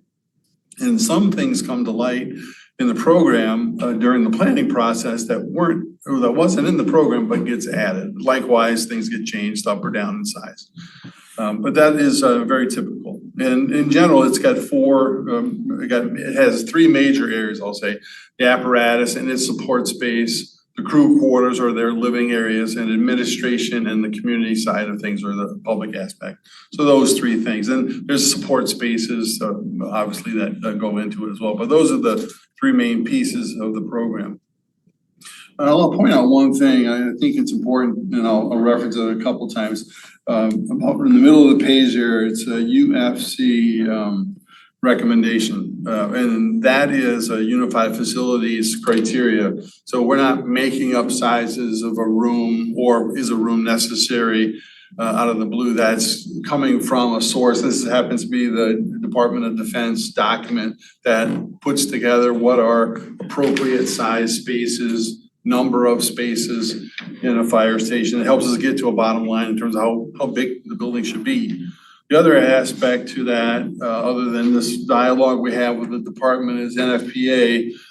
They have a lot of requirements, but they also have a lot of guidelines. And their guidelines aren't necessarily like UFC, where it might say a space is 160 square feet. The NFPA is more like you shall provide 7 feet clear here, 5 feet clear here, et cetera, et cetera. So that helps define the space and the size of that space, and that's how a program is built. If I could just say one thing, I just want to acknowledge that this was driven by Scio Fire, informed with your expertise, but these numbers are not off the shelf at all. And I just want to say that this is very customized to Scio Township. Yeah, and thank you for that point. I'll just do one step further. Everything about this is specific to the interaction we have with the department. And I'll say when we get to the building plan, a couple of things where we redid iterations of the plan. This isn't the first thing we came up with. It was many things on the floor before we got to this one that we're going to show you tonight. And I'll just kind of skip through the rest of these. It's the same kind of thing. It just outlines the spaces. The next is the survey, a very simple document outlining here's the property that we're working with. Site plan, again, you can see the boundary of the survey. And this is really us taking a look, physically going to the site, understanding the character of the site, the challenges that the site presents, as well as the opportunities. It's a very beautiful site. No matter what you put there, the backdrop is gonna be amazing, right? It's got a really nice look to it, even though it's gonna change. We understand the crossroads is gonna have a new impact on that corner, and certainly that is something that'll kind of harmonize with what we're doing. At least we think so, and we're trying to tie it together a couple ways. I won't go into a lot of detail here because I have another slide that enlarges the specific area, and I'll kind of talk about the site here. I mentioned we went to the site, looked at it. It's got a nice gentle rolling slope to it, undulates to the west, downward. There's also a natural waterway that comes across Wagner, and it kind of meanders basically where that dark line kind of goes up to the left of the page. And that's natural. So it's not a wetland, but it certainly is a water-like space along the site there. We're trying to preserve that, thinking, we push the building away from that, so we want to keep it as natural as possible too. Don't incur additional construction costs to mitigate having to deal with that kind of wet area. Will you need permits at all? Not wetlands permit. I don't think it's a designated wetland, if that's what you meant. Or just to protect it or to oversee or? I can answer that. When we did preliminaries on this site, the entire site was surveyed and there are no wetlands on the site. Okay. None whatsoever. There will be erosion permits, maybe more relative to that. Soil grading. Absolutely, yeah, What's back here? Well, what's the plan for back there? Chief, I guess. I guess you're talking about. So when this property was purchased, this was part of the Wren's Farm preservation. We're able to carve off approximately 10 acres. The township's utilities engineer has indicated at some point in the future that there may be a need for a second water storage tank. So as part of this, as part of securing this property, we're able to get space for a fire station and a future water storage. Set aside for potential future use. It's an optimal location for it. It basically ties right into the high point of the Liberty water main. And so that's for future potential utilities use. Another thought, it didn't go much past just the comment in our talk about sustainability, is in a solar field. We have solar planned for the building and immediately adjacent to the building, but if community solar becomes a real thing, that might be an area to do community solar. It really was just a comment in that kind of segment of our meeting. So, if you don't mind, I'm gonna go up there. So if you need to advance, just let me know. Yeah, so if you don't mind, I'll just kind of point to a couple of things. So in site planning, to me, this is where you get off to the right start or you don't. And when we looked at the site, this is kind of that high spot. As you drive down the street, you kind of see that when it sets itself apart, it almost looks like a building should be there based on the way it looks. And it kind of slopes off here and then it slopes off to the back. Then we have a lining drive across Wagner there. So that kind of gave us a start point. Building should be somewhere up here. And we should have an access point here. Access for the building should be priority to the apparatus. The main exiting or the main purpose for the building is to get onto the road and service the need. So the apparatus apron would exit here.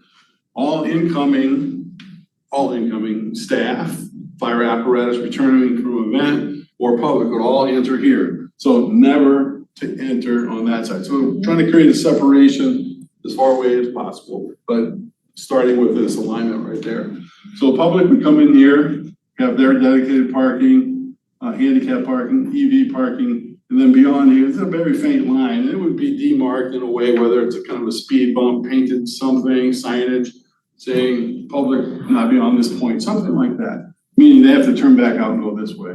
Staff parks back here, they would exit this way too. Only exiting here would be command vehicles or deployed apparatus going to. Even visiting apparatus would be able to park here, but they would exit there too. They wouldn't have to return to this area. A couple other things I'll just reiterate again. Here's this kind of wetland or wetness kind of coming through the site here. This line is not really meant to show that, but the idea there is that crossroads will have some node of movement, whether it's a vehicle, but I'm really thinking more pedestrian. And you have your master plan pathway linkage coming across Liberty and then down Wagner. thought was to somehow create a pedestrian node here to have an access path back across the site, kind of enjoying a little bit of the site. That's just a thought. A couple other big things that we have to plan into here is potential overflow parking relative to the public part, so it's up towards the front versus the back. And then solar field alternative location, because we are showing on the building now, but we may need more than what can fit on the building, so we're showing a location alternative. Outside training for firefighters, we're indicating in the back, out of the way, but also ample in size and be able to maneuver apparatus out to it if they need to. That covers the major chunks of it. I'll point out a couple other things about the building. I mentioned the three big pieces in the program: apparatus and support, crew quarters, living area, and administration and the public. So that's all towards the front. Ideally, separating them from site access for staff, apparatus having its own thing, exit out. The three main things I mentioned in the program: the apparatus and support, living, crew quarters, administration, training, public stuff, are three main elements. There were four pillars really to fire station design, and site circulation, or what happens on the site outside of the building, is the fourth really critical thing. As I pointed out or started with, is that this is clearly an item we separate from everything else. Fire apparatus movement, morning checks when they come out of the building, getting on the front apron or back apron. Right now, we have apparatus flowing out, but we're also showing apparatus flowing in. The bay depth is large enough to have stacked bay or stacked apparatus, so deployment could exit from the rear out to the front. Again, all exiting for apparatus would be from this location. The other thing we're anticipating is a geothermal heat pump source for heating and cooling. So we've indicated a well right here. Again, that supports the objective for sustainability and net zero emissions. We also have command vehicles. We cover those in the back. So that would be leaving the administration area, getting to their vehicles, deploying to a scene or event. And then that would also have some EV capability. EV in general, we're thinking that we're going to do infrastructure, even though it might not get implemented for an EV fleet in the future, but infrastructure, underground pathways to do it later, so you don't have to undo a lot of things in the future unnecessarily, and at a great cost as well. So those are the main site things. I'll point out just two more things: outdoor space for the day living for the firefighters, outdoor space for their fitness, and infrastructure stuff, generator, transformer, that sort of thing. Any questions or thought on the site before I flip to There's two EV areas, it looks like, bottom right and middle center. Yeah, right now that would be public and command. Okay. Public EV charging potentially. Yeah. Okay. There's a couple thoughts about that, whether it gets implemented now. What we want to do is make sure the building transformer is capable of handling that. The fleet would be its own thing in the future, but we want to be able to at least have that available. Go to the next slide.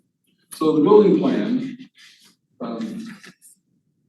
again, I'll just point out the three main things: apparatus and support, living, crew quarters, administration, and training and public aspects of the building. So the main entry to the building is in the front, near where the public parking was. It's going to be visible, obvious entry point. So there's going to be an interaction between fire administration for public in this lobby, and that area would be one, welcoming, but generous enough in size that this space, whether it be for firefighter activities, training, or having outside agencies come, or if it's public use, this pre-function space needs to be adequate for that space and accommodate the number of people that are there. Also in that space, we're looking at it as a little bit of a space where community can come and kind of regroup. There's a restroom shown there. It could be showering after a tragic event in the community, a power outage, et cetera, excessive heat, that kind of thing. So there would be some space for them to charge devices, et cetera, that sort of thing in that space. And then It would also have its public space, restrooms outside. Also here, we're indicating, and you'll see this when we look at the character study, you'll see the solar array on the roof, so we're putting access, planned access, not a ladder inside the building or a straight up ladder inside the building. This is a real appropriate access point to get up to the roof and an attic platform, so there's a little ladder, stair room there.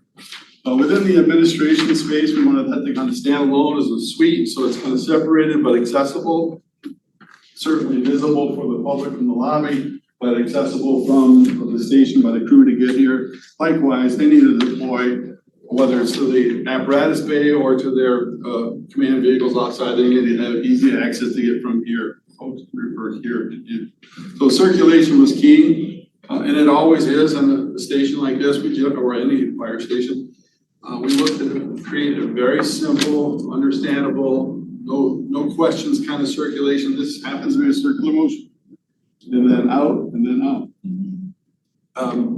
It's roughly around 25%, could probably be 22, 21% if we kind of squeeze here and there.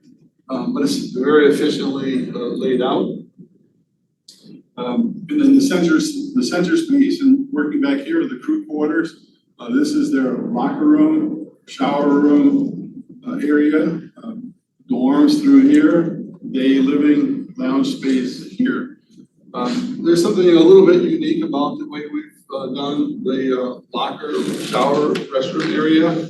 It's very efficient in square footage. We're able to accomplish much more in a small footprint. If we were to separate male, female, these are all together. So it's gender neutral. There is no changing going on. It's just locker room storage and personal effects. You get your things, you go to your shower room, go to your dorm room, go back to your locker. You don't have to. It's not a traditional locker room per se, where people are walking in and out and grab the towels. You go get your things, you go to the shower room, do your locker, and do your business. So it really creates an efficient use of the square foot. The other aspect of that space, you can see the walls in that area is thickened. It's in the center of the building, not a lot of lights required. Being in the center, it's protected. The other part to that is a storm shelter. It's not a requirement right now, but we certainly think by the end of the year it will be. When I say requirement, I mean by Michigan code. So the thickening of this wall gives that character and that quality to be a storm shelter. It's a reinforced masonry wall with its own lid, so it'll be a roof inside of the building with another roof on top of it. So if the whole building blew down, all the occupants within this space would survive. And they'd have the facilities that they need, water, shower, etc. within that space. There's a little bit of a guesswork. We've done a handful of storm shelters throughout the state, probably the largest one in the state with the Michigan State Police. So we understand what needs to go in there, and we understand this position within the building is the most economical place to put it.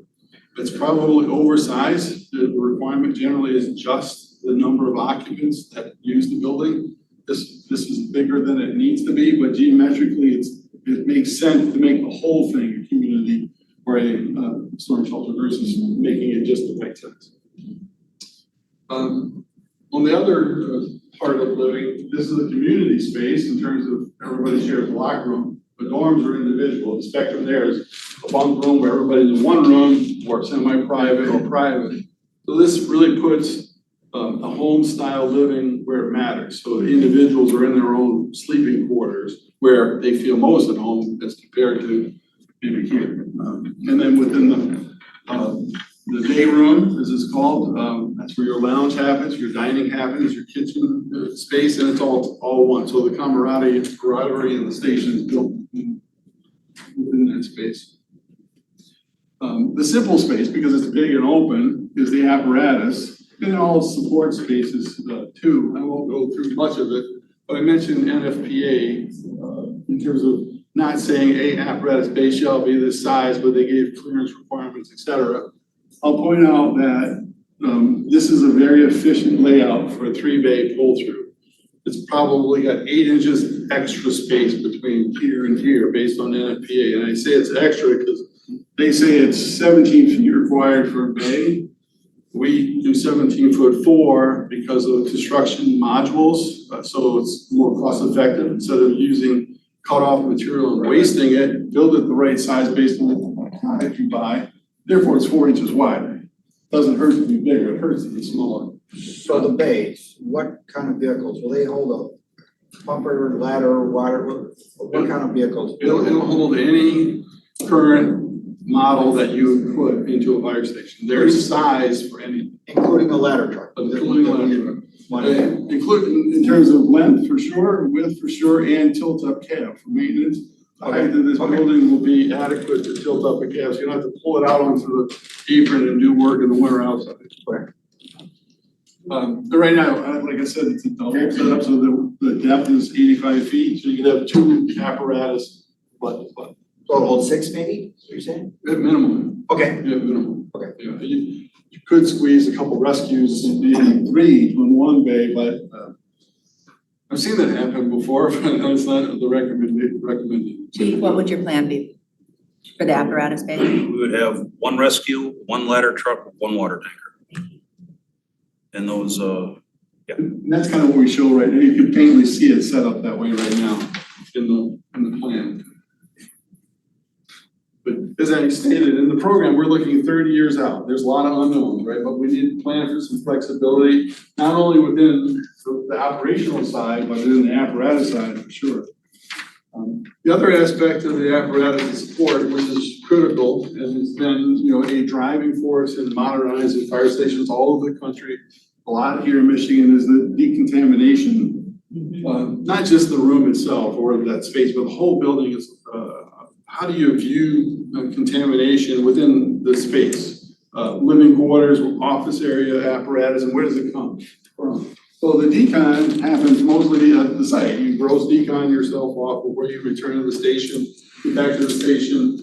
A lot of things happen. Michigan's cold in the winter, you're going inside. So you pull some stuff in the bay, but you're really coming into here, cleaning up, with small hand tools, some gear, and then taking off your bunker gear, showering, putting your bunker gear through the extractor in the washroom area. So now it's clean, and then into its drying room or the PPE storage area. So now you've gone through this process of you being dirty, your gear being dirty, you get clean, your gear gets clean, you walk into the bay, you're all ready to go, and your gear's sitting there ready for its next use.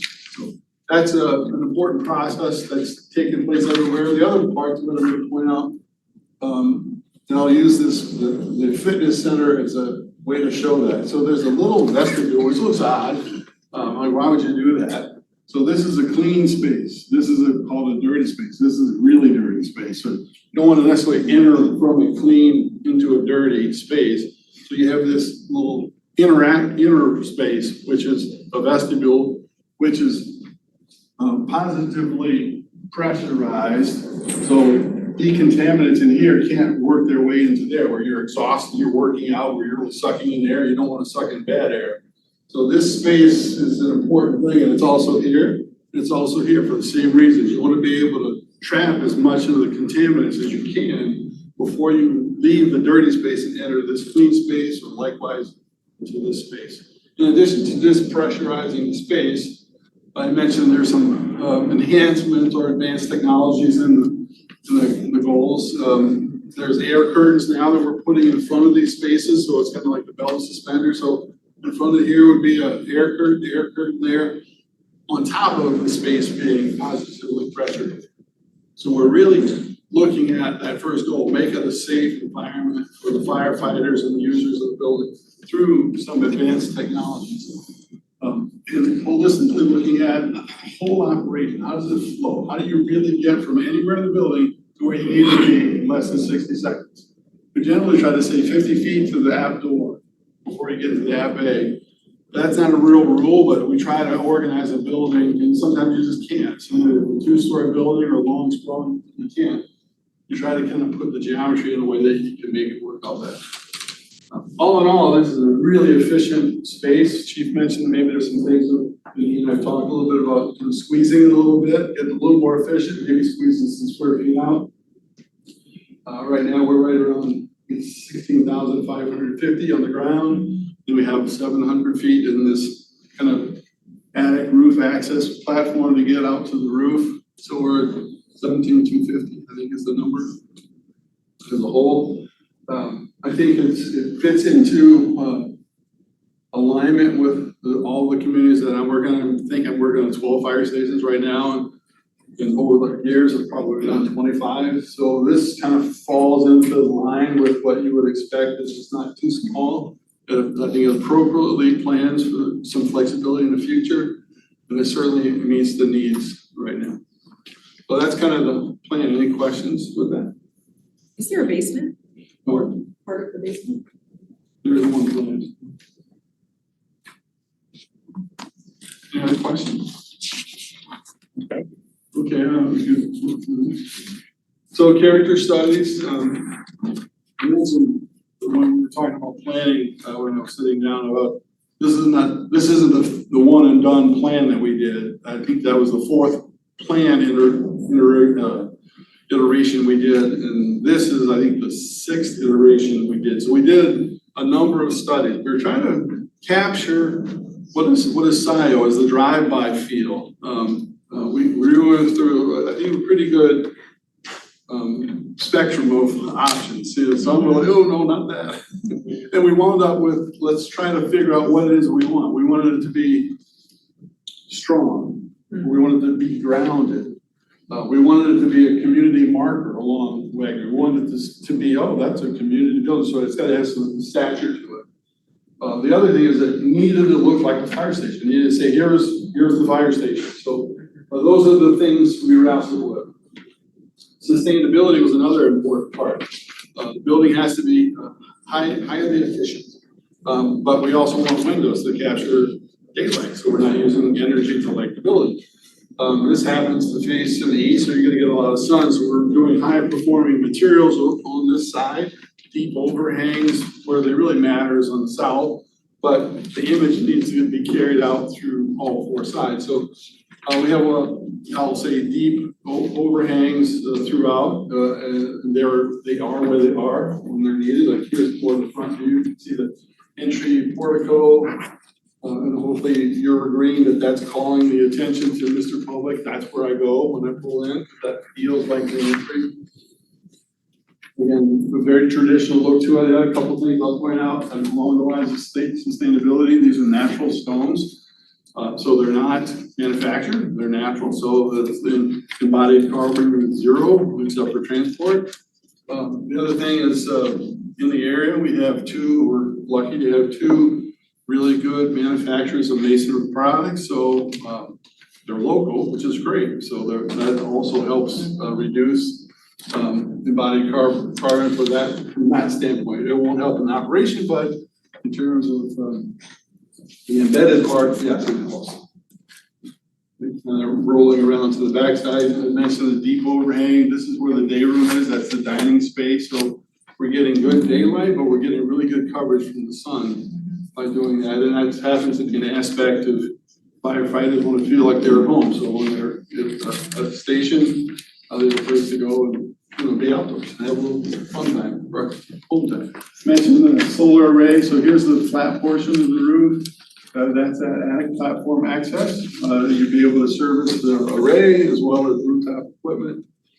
And because it's very accessible, generally it gets maintained better. And that's kind of the point we're doing that.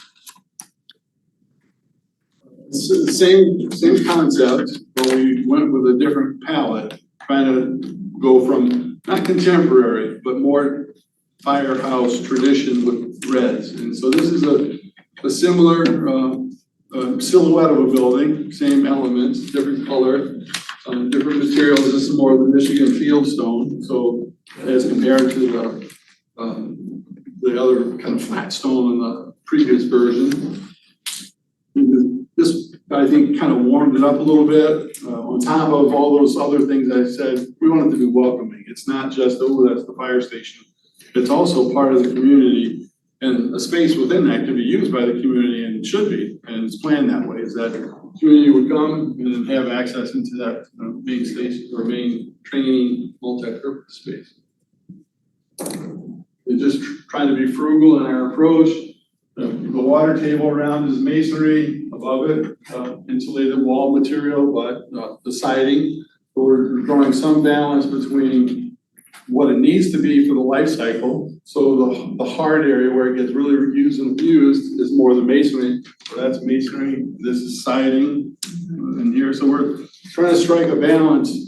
So when we get to the budget part of this, it feels like we've done our due diligence and our good effort to make the budget as fruitful as we can make it and provide what the station really needs to be with that 30-year planned outlook. But as we all know, municipal facilities get used well into their 50 years. And most of the life cycle elements we're talking about are that 50-year endurance where it gets used and somewhat abused.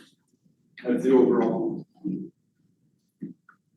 Sustainability, there's a handful, and I won't go through them, but here are some of the target things we're looking at. I mentioned the geothermal, and use of some natural material, local materials, high efficiency in terms of insulator value, not just walls with glass and roof, et cetera. So all of those are things that we need to go through in much more detail than we have. We've stated it as a goal.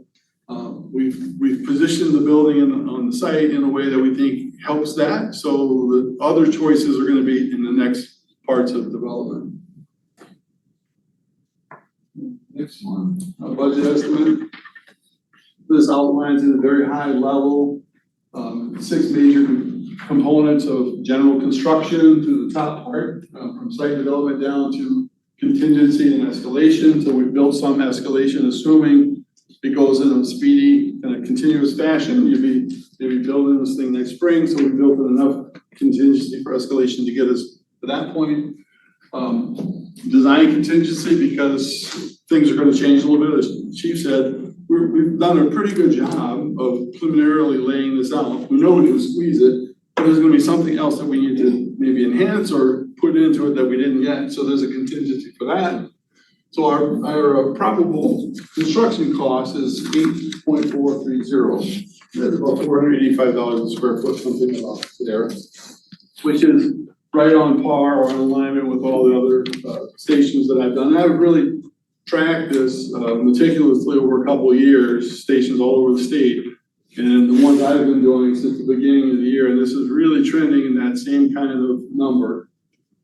And then below that are things that, you think about construction costs, but you don't think about everything else and you get a big surprise. So I like to enumerate all the other things that you need to consider in looking at the total project cost. So you're gonna have a contingency yourself, which is yours. It's not allocated money, it's set aside so you can choose to spend it.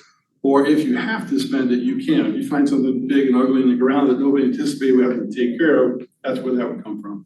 Or if you want to do something special that we didn't do, that you can say add it, and you contingency add it. So it's your line item of money. Then there's fees, architectural, legal, testing, engineer. So there's all those things that you need to account for.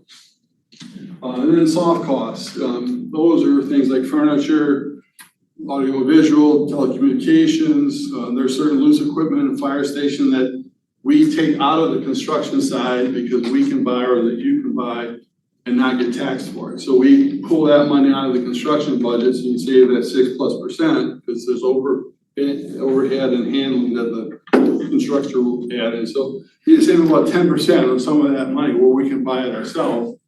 And sometimes you can get it at a discount because you're buying it through the department, not just this buyer.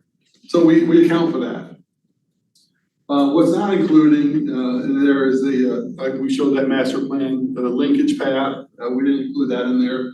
And we also considered, well, maybe there's a deferment of 3 of the dorms. There's a potential savings out of that budget.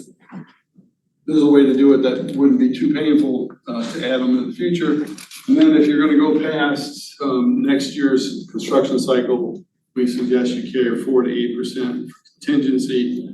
And I kind of set it up where construction to me looks like starting in June. If you go, you can start construction in August and September and still be in what some might call the 24 construction schedule. But if you switch over the summer to the fall, you're going to incur winter conditions. So my opinion, it's not 24 construction period at that point. You're now flipping in winter conditions if you go past June. So I just wanted to stipulate that so you don't say, well, it's still 24. That kind of thing. And then for sustainability, net zero carbon neutrality, we have a number there, and it really ranges from that 1.340 to around 2 million. Depends on what we do. You could draw the line wherever you want, but there's a lot of things you could add into it. Our general approach for sustainability, even if you don't say I want a net zero, is we design sustainable buildings. They're tight envelopes, they're high efficiency, the equipment is high efficiency. This is kind of like cream on top, is really what that is. So if you don't do that, you're still gonna get a really high performing building. I'll wrap up with one final comment. The Chief mentioned we're in the preliminary stage. I looked at the project, like 5 major parts. I think we've broken this into 2 phases. So in the first phase, which I think we just finished, there are 2 parts.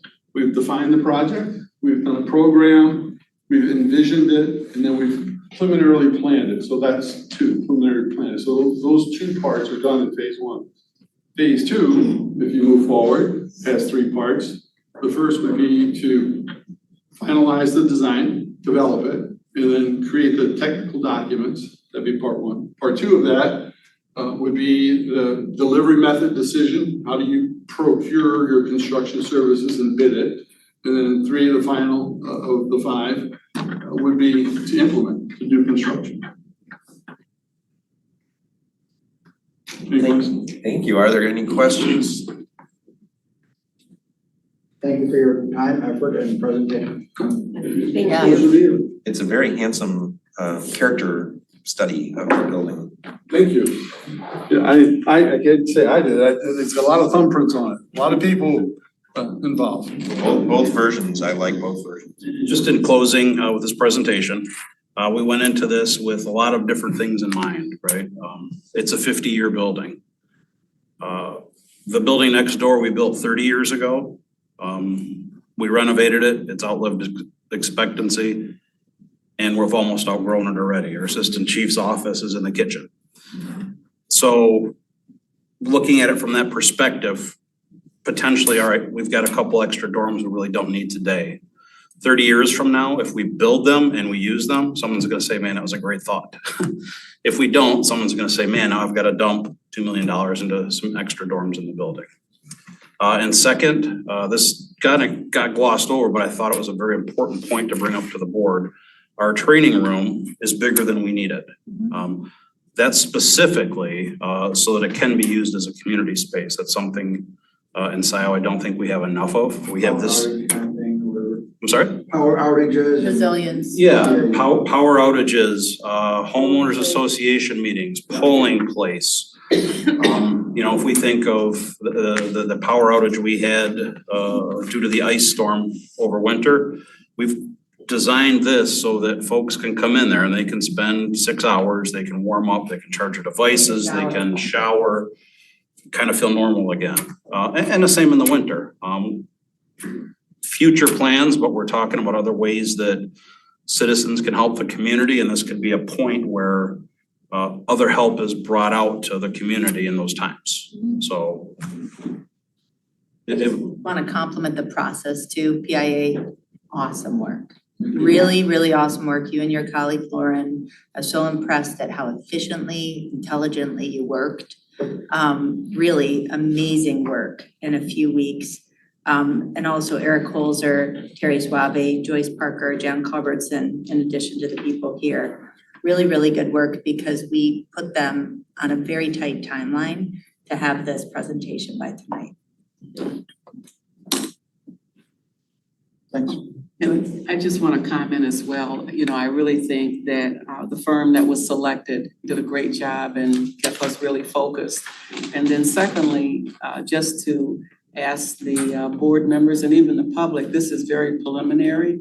So if you have any suggestions or comments associated with the schematic design or the exterior design, feel free to let us know that, because I think it's gonna be something really positive in the community if we're able to move forward. Question, Chief, Yes. the firefighters look so yes, big.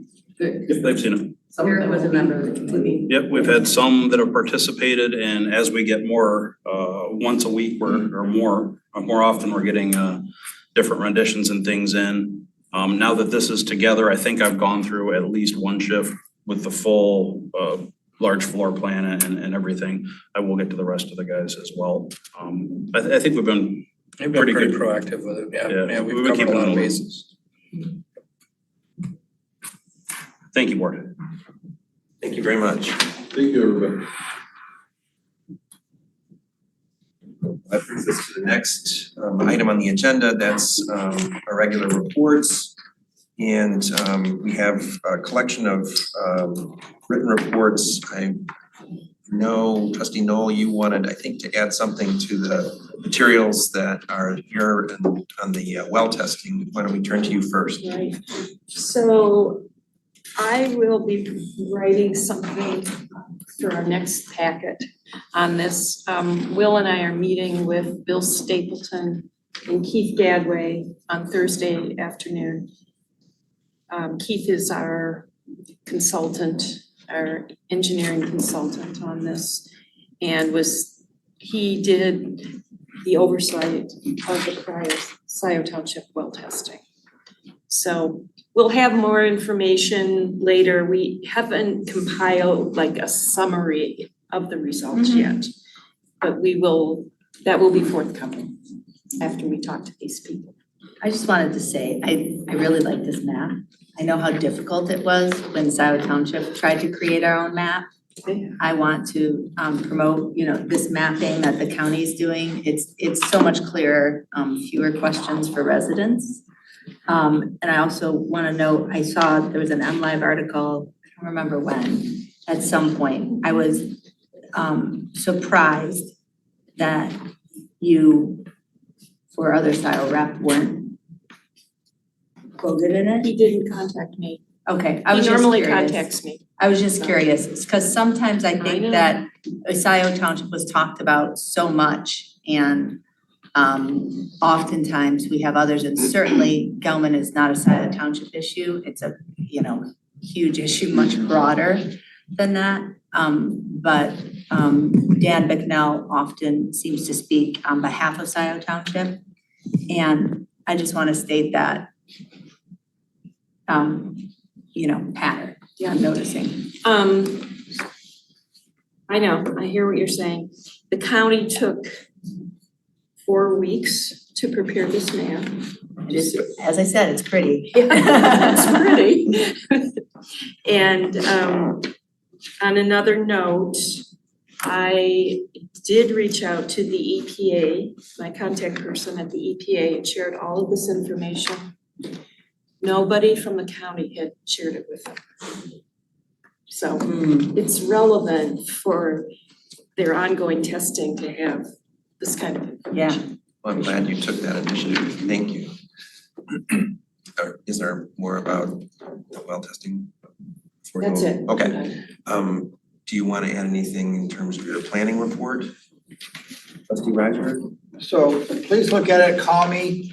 We talked about another iteration of the SCAP, or the Sustainability and Climate Action Plan, which this board directed the Planning Commission to do back in July of 2022. One of the things that has come up with respect to PUDs is public benefits as they relate to climate action, and public benefits PUDs generally, that there's some consistency with respect to the approach of a project from the inception, from what's called the pre-application meeting, and there could be pre-application meetings, and how it kind of morphs and changes over time as people's vision or ideas of how to do it changes. I don't know what the answer is, but it's something we should be cognizant of. The Planning Commission kind of needs to know what the board is thinking with respect to what's public benefit, and the board needs to be sensitive to what the Planning Commission is doing and convey their thoughts in that regard. So just give that some thought.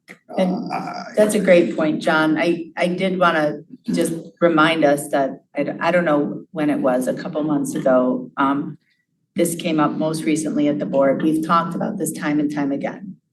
This board needs to adopt what a public benefit is. And I know Joyce, I trust you'll take some leadership on that. in time, and I know we can't spec out every single public benefit, but even the questions of who comes up with them, is it the planning commission, is it the board, and where in the Developer, process, and then Contractor. and then our wonderful township attorney, you know, is, you know, has a piece of that too. So Joyce, what's your recommendation of how we can develop a policy? Because it's really gotta come from the board. Yeah, so actually, right now, I am working on a draft policy related to a development review committee internally within Scio Township, and that draft will be reviewed internally with a number of individuals that now sit on kind of ad hoc committee, okay? But once we finalize the draft, I'll bring that to the board for consideration and approval. So we are working on that right now. Thank you, Joyce. I think the timing is good too, to do something like that. Good. And the other point I'll make before I move on or yield is Jackson Road. What is your vision? What is our vision for Jackson Road? Do we wanna, you know, should we put residential there? Should we put density there? Where should we put density in the township? You know, where does sewer and water, municipal water support density, support residential? So should Jackson Road look like it does now, 20 years from now, or should there be residential there? Should it be on the south side? Should it be on the north side? Should all those things, and it's a long stretch of road, so do you do it all in one fell swoop with respect to zoning law changes? Or do you try to focus it on certain areas where we have a hub or a node or a cluster, like near the Goodrich or near Lithia or near Zeeb or near Stabler? So you know, how do you move? Give some thought to how we do that. And that meeting that we had, the joint meeting with DDA, PC, and Board of Trustee was helpful. Thank you to those of you who attended both in person and remotely. And thank you to Kathleen Brandt and Rob and other people who were there present and given public input too. So it's helpful to help us vision how Jackson Road should be, and concomitant or going with that is sewer. Where we have 1,200 REUs left, that doesn't count the crossroads yet, I'm told. So Which is not yet approved. I just want to say a lot of no, people. I understand. Yeah. It doesn't count crossroads, comma, if approved, comma. So how long will 1,200 REUs last us into the future with our development needs? And the planning commission is of the opinion that should be something, the discussions with the municipality that supplies that should commence. And so I'm not saying it has to be done this week, this month, this year, but it's something that should be, we should give some thought as to where we want sewer capacity and how much we need and how we're gonna provide it, allocate it, dole it out. Will there be another joint meeting? It seems like But there was supposed to be a process out of it. My understanding, we allocated the money for the planning process. My understanding is after that meeting, there was gonna be kind of an outline of the JRED planning process. I mean, we've had money allocated, so I assumed, I don't know if it's. There is a work product from Carlisle Warman that's supposed to come from the work that we did in that To give meeting. kind of a. Yeah, so I'm not, this is not an action item, these are just like, this is what the PC, this is coming down the pike, or things to think about. Contact me, contact Jen, contact your fellow planning or planning commission members, or, you know, show up or give input to it. Thank you. And I want to say too, on the sewer thing, I just want to say it's a huge conversation to have. Reopening the conversation with the city of Ann Arbor. We're currently recruiting, and I know Joyce, you've got some candidates. Thank you for the utilities director. But I would also just caution us not to, you know, I mean, we're throwing it out there and throwing it out there and throwing it out there, opening a contract and opening a contract. We also need to be aware of our negotiating position. And also, you know, when we get it all, and I know you are. Discussions, I didn't say, yeah, but I'm just. No, but I'm just saying that, you know, once we get a utility director, I trust Joyce and the utility director to kind of confer and determine how to interact with the city of Ann Arbor around this. No, HM too, right. Our engineer. I think that, yeah, I mean, I think, yes, yes, and we need to competitively bid our engineer. I think OHM does a wonderful job for us. And I think there needs to be some consideration when we're talking about some of these big contracts. I would, personally, there's a couple questions where I would want kind of a second outside opinion on. And this might be one of them. I think OHM does a wonderful job for us, but I just think that we need to be strategic. And I will say, and our engineer do, without regard to. Oh, certainly, Yeah, of course. All right, if there's no further comments, let's move on to, all right, I guess there are some further comments. Trustee Noel. So we haven't talked, I know this isn't a discussion item, the report from the annexation committee reps. But I watched the Dexter City Council meeting last night. I have detailed notes. It was a very interesting discussion they had. And I will share it in detail with the two of you. But Michelle, their planner, was under the impression that Scio didn't have any written reports. And so I emailed our two written reports to Sean Keogh last night after the meeting. I didn't say anything. They knew I was there. I didn't think it was appropriate for me to say anything really unless they asked me. I agree. So Sean commented during the meeting, well, Kathy knows listening to this meeting. I'm like, okay. Yeah, whatever that means, Sean. Yeah, really. Did they take, was there a vote taken in public yesterday? No, but what they're going to do is discuss this issue again.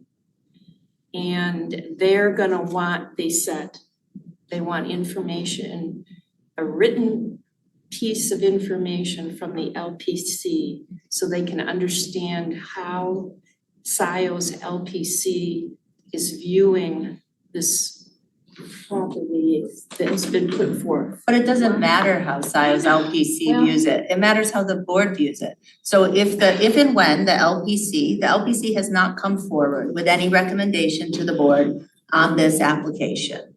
If and when our LPC comes to this board, then it would be appropriate for the board to communicate with the city council.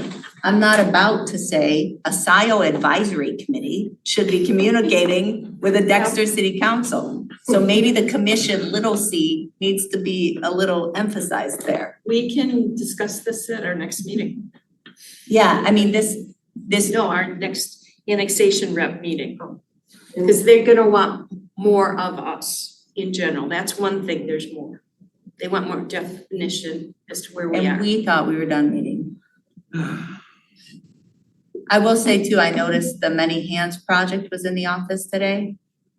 Anybody have info on that? Please, go ahead. Yeah, I did sit in on a meeting related to conceptually what they're interested in doing. It was more like a preliminary meeting with our planning consultant and I believe there was also a person there from OHM. Prior to any submittals. That's correct, yes. Yeah, thank you.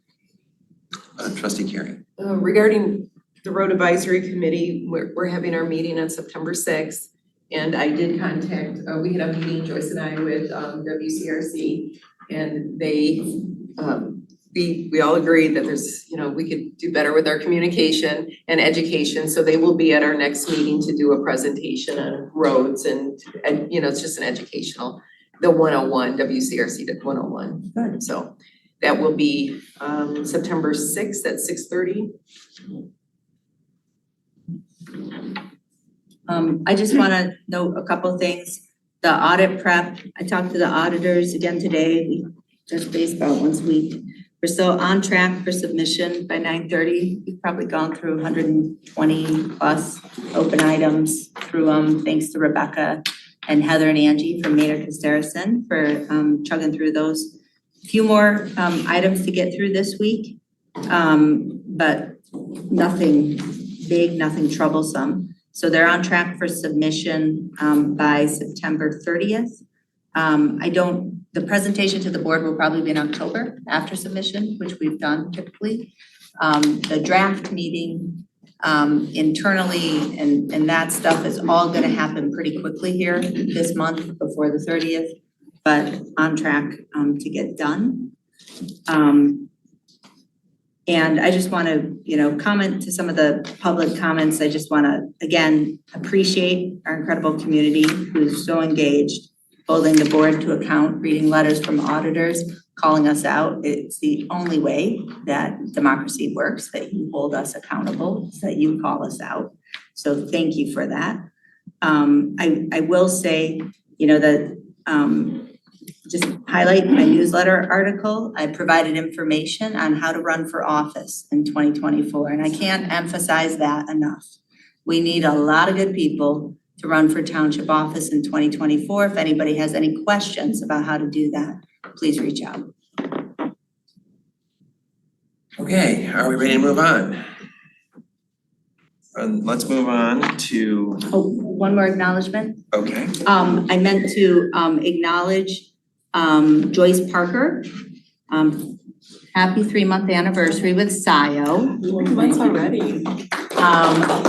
I just want to say I'm so glad that you're here. 3 months. Yeah, so glad that you're here. Appreciate working with you, implementing all the many reforms and big lifts we have to do here.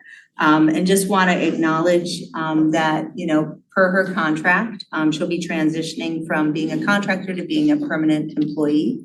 And we're just really glad that you're here with us. So thank you. Thank you very much.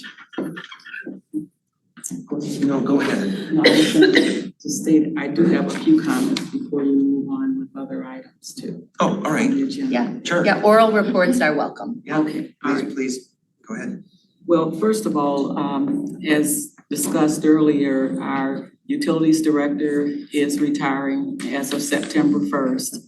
And he's been with the township for 3 years, and I just want to wish him well in his retirement. And also, as one of the items on the agenda, Richard Hughes is being recommended on an interim basis until we get through the process of selecting a permanent person for the position. And Rich has served as interim beforehand, and I'm looking forward to working with him as well. You'll do a great job.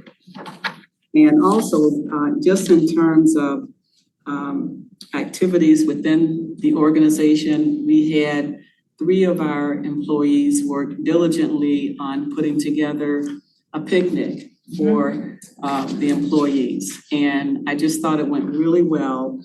And I'd like to take this opportunity to thank Andrea Garrett, Anna Cohn, and Becky Biacco. They worked very hard on getting that done, and I thought it worked out really well. And a lot of people baked. Absolutely. We had a lot of good food. Yep. And I'd like to thank board members too for participating and bringing good food. Okay, thank you. The only other item is just in reference to some of the comments associated with priorities for the township. And not at this meeting, but hopefully at our next meeting, we can talk about strategic planning and having a facilitator work with us and really addressing some of the issues that you've raised, where the board will be involved. We can have our staff involved, maybe chairpersons from our commissions, and resident involvement as well. So think about that as well. Yeah. And I think that's all I have. Thank you. Okay, thank you. With that, I'd like to move us forward to agenda item G1. This is payment of the bills. And I understand from Trustee Knoll, we had a very brief conversation prior to the meeting. And that I'm guessing this is the reason that you pulled this, is that you would like to talk with me about an item, a reimbursement item on here. And I was just gonna suggest well, if I could finish.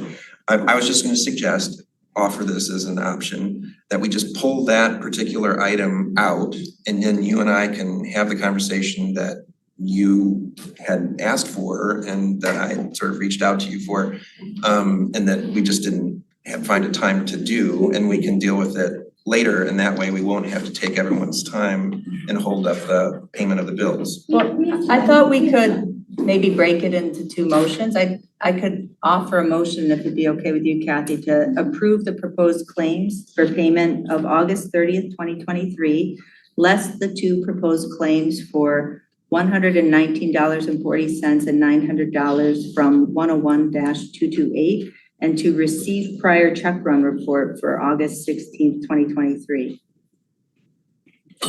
I'll support. Okay, well this is payments, so that will require a roll call vote. Flintoff, yes. Carrie? Yes. Noel? Yes. Riser? Yes. Hathaway? Yes. Payments approved, 5-0. And, okay, so I had expressed concern initially with Joyce in an email regarding the request for reimbursement for these expenses. And I had asked her some questions. Apparently she asked you some questions. You responded. I had additional questions as a result of your responses. I communicated this with Joyce and said, I'm not satisfied. And she said she would talk to you. And yes, you texted me and said, when can we talk? And I just didn't answer. I was busy that day. It was a chaotic day and I forgot to answer.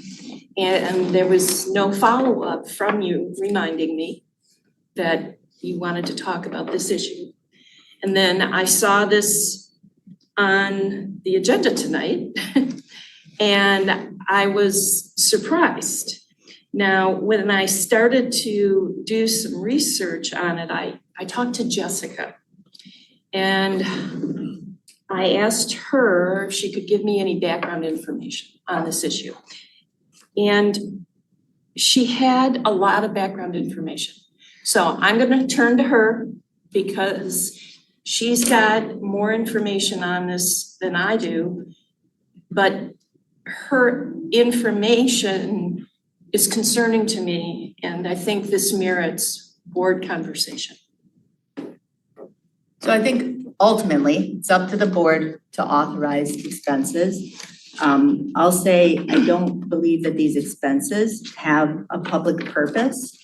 I think as reference, if it's helpful, it's the vendor activity report for payments to Will Hathaway since November 20th, 2020. And I share this because this has been going on since 2021. And I think we have a transparency issue and it is public funds important to talk about in public. The buck stops here at the board about if we authorize payments. I've talked to David Rowley, Mark Thompson, and Joyce Parker about this over the last few years. I don't believe there's a public purpose. I want to give a little bit of background that in January 24th, I'll say there's two things to it. One is a SurveyMonkey subscription for $900. The township has already paid for 2021 and 2022. What's proposed tonight is to pay for 2023, as well as chart creation software or smart draw software subscription. We've already paid for 1 year, $119.40. The SurveyMonkey, it was January 24th, 2021. Will signed up. I know we wanted to do a survey of staff, and one survey of staff was in fact completed in 2021. To my knowledge, that is the only time this subscription was used for township business.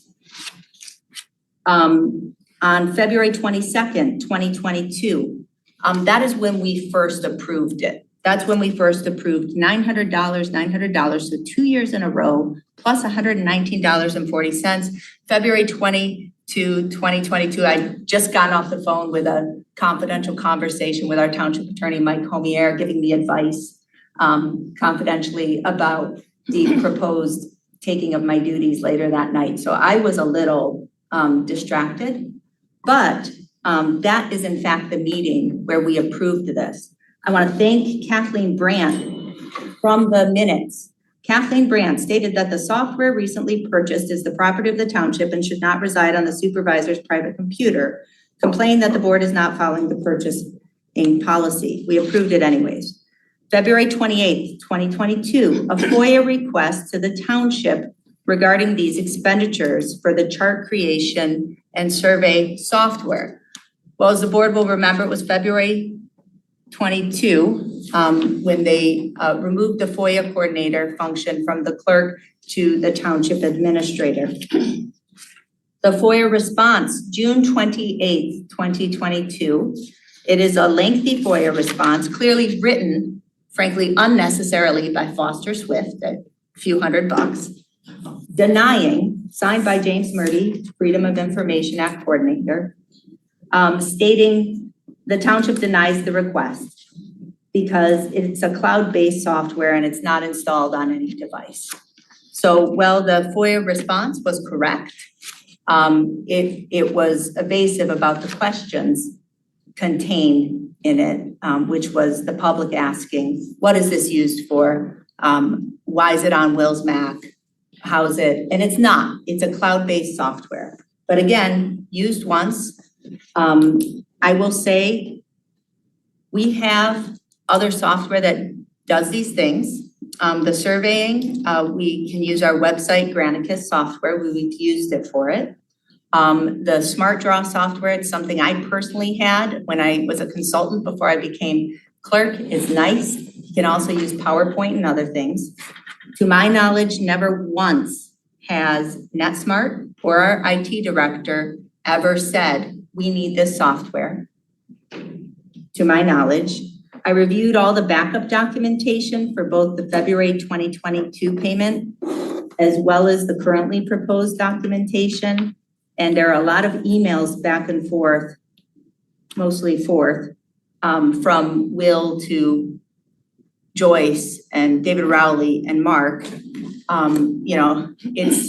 I don't see anything where there's an evidence of public purpose. I think that would be evidenced by use. I think it would be evidenced by an IT professional saying we need this software. And, frankly, this is the third year we are being asked to reimburse for an unbudgeted personal expense. And it's disappointing that it's persisted so long. I know I told Mark Thompson and I told Joyce Parker, and I don't fault Joyce. I don't fault Rebecca.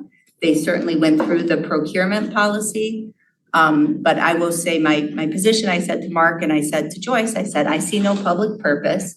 I said to Mark, I said, you can deny this or I will object to it at the board because I see no public purpose. So I haven't talked to Will about it because why would you? Well, because there's no additional information I thought I needed. We've talked about it for 2 years. Again, the Scio Township taxpayers have paid for a subscription that's been billed to a personal credit card, which we sometimes have to use for our expenses, but for a cloud-based software, SurveyMonkey used once, Smart Draw, again, not necessary. So I say this, I would never, I just think it's inappropriate. We've had public scrutiny on this very topic before. I don't think there's any legitimate public purpose for this. My comments. Trustee No, what are your concerns? My concerns are, I didn't know anything about this, and I was unaware that you had made this unilateral decision to keep renewing this item. I want to know from you how it's been used in the last 12 months. How many times have you used it? Which? The SurveyMonkey? The survey software? Sure, and the other one too. Okay. Well, I can respond to these issues. I guess we're gonna have this discussion in a public meeting with everybody. I thought you and I could talk about your concerns with you, but I guess that's not how it's I gonna was go. going to ask Jessica and Joyce to be present when we Oh, spoke. all right, well. It wasn't gonna be just us. Okay, so use of the software for the township, The last 12 months. hey, That is what I said. yes, in the last 12 months. So I would like to back up because we had quite a dissertation on the history of this, and I think we need to have some context for it. So in the first few months when I was, actually, I think maybe the second month of being supervisor, we were trying to sort out the township's administration. We had this question that had already started to become thorny in terms of whether to hire a township manager. And through discussions with other trustees, we settled on gathering information from the employees, the staff of the township. And we looked for some kind of tool in order to do that. And we talked about SurveyMonkey. That was commonly used survey software, and settled on that as the thing to use. And so I took the initiative. I signed up for SurveyMonkey. At the time, Jessica and I talked about it, and I said, I'll add you as the second person on this account so that either one of us could use this software. So that's how we set it up. That's how it was purchased, not just for a single user, but to make sure that either I or the clerk could have access to this software. That was that first $900 that was paid a year ago. Well, in 2021. And that was the plan, and in fact, we did use it. We used it to gather information from staff. We actually expanded a little bit and got some information from some of the people who were serving on advisory boards and consultants to try and get sort of, a better sense of where people were at in terms of various factors about or aspects of Scio Township administration. And that, I think, informed the deliberation as we proceeded through the spring. Now, because you were in the thick of it, Kathy, that we went through all sorts of discussion and gathered all kinds of information in the course of working our way through that question. But the software subscription, when you sign up for it, it has this automatic thing. Unless you say, no, we don't want to renew it, it rolls over. So that was, the second year was an automatic renewal? Well, second year, we had. The vendor activity report. Excuse me. The second year, we had a township administrator by that point. And so I said to David Rowley, this is coming up for renewal. This is this survey software. And he said, oh yeah, I know about that. That's good. Let's keep that. Let's renew that. So I actually did confer with the township administrator at the time. He said, I'll use that. If Jessica's not using it, why don't you make me the second person on that software? Did Jessica use it at all? No. She was. I don't think so. Okay. And that's Didn't why, need to with other software. that's why I felt, comfortable moving the second seat or whatever, the second user status to the township administrator, To David. to David. And did he use it? I don't think so, because he was only here for 5 months, and I don't know that he had an opportunity to use it. But when the decision came to renew, he said, yes, renew it. I find it useful. I found it useful in the past. Put me on. I'd like to be able to use that. So that's the first year and the second year, and now we're on the third year. Correct. Correct. The third year, we'd gone through 2 more interim administrators. By that point, Mark, I think, was township manager, interim township manager. And when I had the conversation with him, unfortunately, it was past the point where it had already rolled over. We just weren't paying close attention. I did talk with Jim Murdy when he was township administrator. I told him that we had this. He said, oh, that seems like a good thing to have. But it wasn't the point where we were about to, have the rollover for the renewal. So when I talked with Mark Thompson about it, Mark said, well, are we using it? And I said, well, we haven't used it, in the, since the first spring. And he said, well, then I don't think we should renew it. And I said, okay, well, fine, except that it's already rolled over. And so we've got it for another, year period. But then I, based on his advice, I stopped the automatic renewal. So it sounds like you should have stopped the automatic renewal earlier. Well, in hindsight, yes, I suppose if I'd had the conversation with Mark Thompson earlier, then I would have had his input versus the input from the prior township administrator, which said, oh, that's good, renew that, keep that subscription. But at no time did an IT professional say we need this. At no time was it budgeted. And is it really something you need an IT professional to weigh in on? I guess To that's the say, question. here's some other software we already have that can do the same things, which is what we used. So did you forget about the automatic renewal?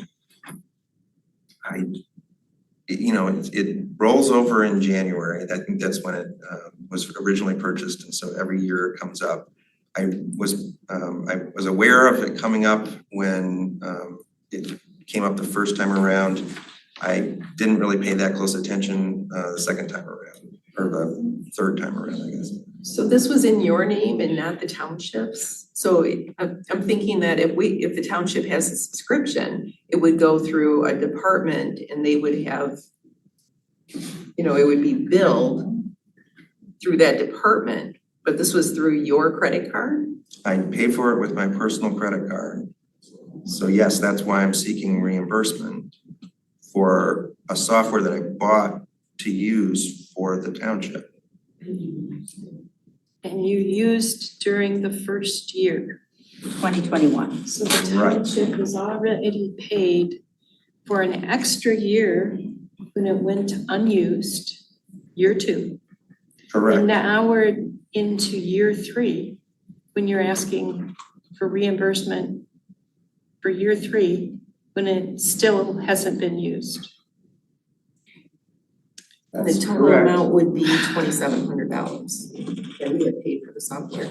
So it is 3 years times 900, is that what I'm understanding? Or Yeah, we've paid 900 twice, we're being asked to pay 900 again. We've paid 119.40 once, we're being asked to pay 119.40 again. And the 119 is for what again? I'm sorry. For this Smart Draw software, which can, again, it's PowerPoint, we have an IT director, we had NetSmart. We have other software that does both of these things, John. So it's software. It's cloud-based software. Okay. It's just like doing org charts and things, it's like PowerPoint, Visio, something like that. So can I ask a couple questions? Have you stopped the subscriptions for both of these or finalized it such that you won't get billed again either by Smart Draw or Survey Monkey? Yeah, I stopped both of them now. And they're stopped.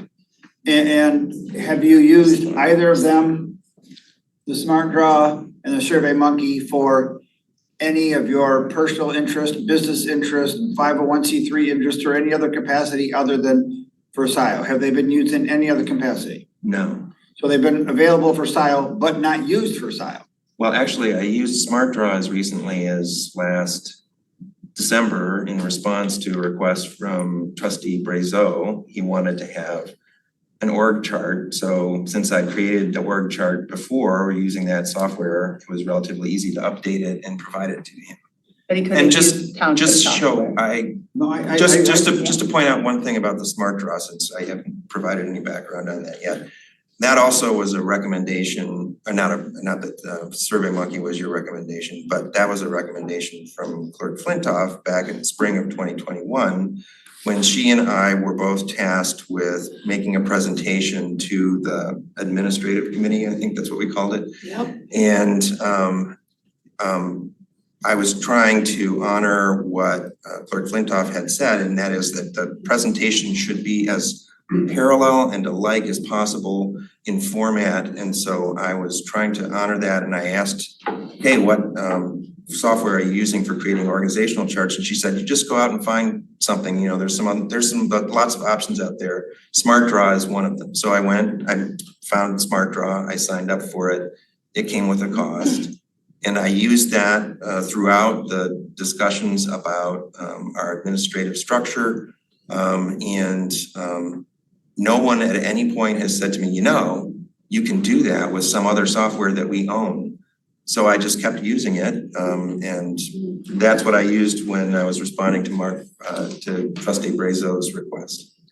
And I think that, I didn't know it either. well, we don't have it. That's the thing about cloud-based, right? It's subscribed to W Hathaway at sciotownship.org. You know, it was not necessary. There was not the recommendation consultation with IT. And I just have to say, you know, I would just stand by, you know, it's not a public purpose. I regret that it's come to the point where we have to have this conversation in public, but the buck stops here. But do you at the regret it, board. Jessica? You spoke to her about it, but you didn't speak to Will about it. I brought it up. John, She's the one this that has brought been it up. ongoing for 2 years. Truly. But John, I reached out. I wanted to talk to Will. Joyce knew I had issues with this. I wanted to have a discussion. And that broke down. But it didn't happen. I mean. It didn't happen. I He I sent me can a count text votes. message, He's not but gonna he get didn't reimbursed follow up tonight. on I it. get it. And I forgot to do it. So, but I was going to have Jessica and Joyce present when I talked to Will. I just don't think this is a way to confront a fellow elected member. I'm not saying the guy's not a dolt for doing it, by the way, or it should be reimbursed, but for crying out loud, have that conversation in private, and then maybe he doesn't see I recompense. had indicated I had an issue. I'm talking about Will. Wait, I had indicated I had an issue, I had concerns. Joyce knew this, Will knew this. Resolution never occurred. I reached out to you, you didn't respond. Correct. How's You that should my have reached fault? out another time. Just like there- I do when you don't respond to me. I mean, we're springing this on him publicly, and maybe that's the way to do it, but maybe if we Springing talk. No. this has They been going on both for 2 years. knew. I talked, There's they both 20 knew I had pages, issues. 20 pages attached to the AP invoices of request after request of manager after manager after manager.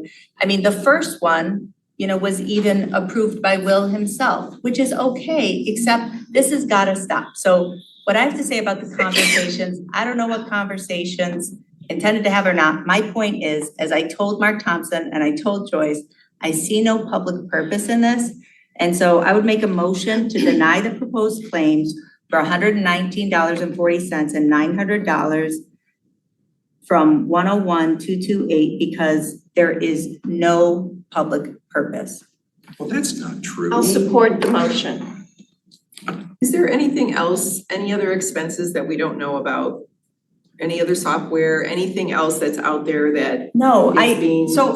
when the proposed payments for claims for payment, they go through our procurement process, they go through the regular process, and I present them, so they go through Rebecca. So I mean, I don't want, this is the kind of extraordinary thing that's outside of the procurement process where what does the board expect to do? Expect to have the finance manager, expect to have the manager unilaterally, a staff person unilaterally bring this up? See, I'm looking at the public, I'm looking at our purchasing policy, and it says purchases in a dollar amount from 25 to 250 are made by department head. Purchase order is not required. And then it says purchases from 250 to 1,000, department heads are authorized to purchase goods and services between this dollar amount, and he would be regarded as department head. And then it says the department head requesting the purchase must complete the purchase order form, signing and coding the purchase order. So had he done a purchase order form, he could have spent this money. So John, so procedurally, that didn't happen. No, but I'm what saying he's saying is- authorized to spend up to $1,000 for. There was no budget. I appreciate There was no that. procedure, but those are details. That it And I wasn't think budgeted and not PO. What I'm saying is there's no public purpose There is a motion on the table. I think there's a public purpose. Can I speak? He's not using it for himself, he just didn't use it for it yet. Yeah, can I speak? Look, we've got somebody waiting here patiently for us to get to the next agenda item. I am very conscious of that, and I would just like to withdraw my request for reimbursement for these two items so that we can move on and deal with that item on the agenda. Will you please not bring it back?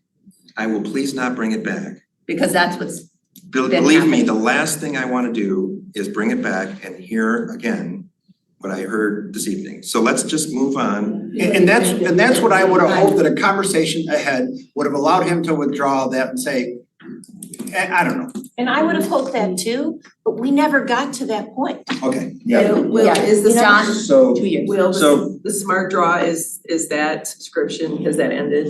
we already had this conversation, yes, both of them have Both of been, them. have Well, I ended. heard about the Survey Monkey, but Well, I didn't it was hear the other. quick, but yes, both Okay. of them have been non-renewed at this point. So I will withdraw the motion if you concur, Kathy, based on the understanding that will not be bringing these back. So that moves us on to agenda item G2, which is PAAW Palmer AA Warehouse Detail Engineering Review, SP number 23004. And I sent out a modified model motion late today, so it's close to what we had, but this reflects the input that we had from township attorneys when we met with them yesterday morning, and also from a conversation this afternoon with the township engineer. And so I'll just read that off just so we have it all here, but you've all got this by email. To approve SP number 23004 Palmer Warehouse to construct a 24,000 square foot building addition based on the recommendation of the Planning Commission provided in the minutes of their regular meeting held on June 20th, 2023, and to approve the allocation of 4.8 additional REUs as recommended in the attached OHM memorandum of 8/16/23. These approvals are subject to the township attorney's review and approval of all related easements. So that's motion. I'll make the motion. Is there someone who will second the motion, and then we'll have discussion? Second. Okay, so moved by Hathaway, support by Carrie. And now we have with us the representative of the applicant. Are there any questions for the applicant? Well, we have him here. Go ahead, Kathy. Well, I do have questions, but they're not necessarily for you. Well, we also have with us Matt and Doug's here as well. Doug, so Okay, both of them can respond to questions as well. Okay, well, it would be directed to Matt and Mariah. In the OHM August 1st letter, they state that the placement on the township board agenda is contingent on the following comment being addressed prior to a pre-construction meeting. Revised plans and the stormwater drainage easement shall be sent to Stacy at OHM. So Mariah, have we seen the stormwater drainage easement? I haven't seen it, And but Matt might have seen it if it was going to Stacy. That doesn't say that it's going to me, right? Can you guys hear me okay? Yes. Hi, Matt. Hi. Yeah, no, I think those need to be prepared so we can review them. And just to be clear, it's simply just a stormwater outlet. It traverses their outlet traverses the water tower property access drive. We have reviewed that with the plans with Steve in the utility department. We see no cause for concerns, but I believe those easements still need to be drafted. And then I once we would review them, check them for closure, then we would send them on to Mariah and Jim. So I think our applicant. I can find that out. I can make a call to the guy from our office that sent them. I mean, they supposedly have been sent and checked. I don't know if that's through Stacy or Matt or who that directly went to, but these have all been through several revisions through with someone representing the township. And honestly, we would prefer that those easements get recorded as part of the construction and make sure that the pipe that gets installed in the easement are consistent. So these are just things that we noted that because it impacts township property, we wanted the board to understand that there is easement agreements that need to be done. So my recommendation would be, let's not record them yet, but let's make sure the easement language is sufficient. Make sure Mariah and Jim are good with them, how they're worded, because it does impact township property. But we see no technical issue, and then we would not want to record those until the actual pipe is installed and we can make sure that the easement's centered on the proposed utility. Yeah, we got in the packet. Mariah, shouldn't Not you? necessarily, I mean, isn't the motion that it would be approved contingent on those easements being approved by attorneys? Yes, it is. Okay. Yeah, so I don't think that I'm hearing Matt say that the easements aren't gonna hold up the project. It's really just legal review. I don't think it's going to be an issue either. And I think there's this that easement, and then there's another easement about access, is that right? Yeah, so the easements were sent to the planner who Andy in our office thought was sending it to the attorney. And multiple changes have already been made according to that. So this has been communicated with, I guess Laura or Doug? I think the access easement has had more review than the drainage easement. Am I correct on that? Because that one sort of popped up late in the process. Is the access easement the one that Jim's been working on? Yeah. See, we're not calling it Palmer. I'm confused by that. We're calling it Frisbee.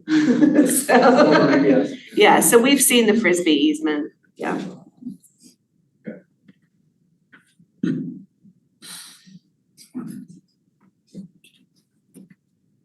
So are there further questions? Just a question about the 4.8 additional REUs.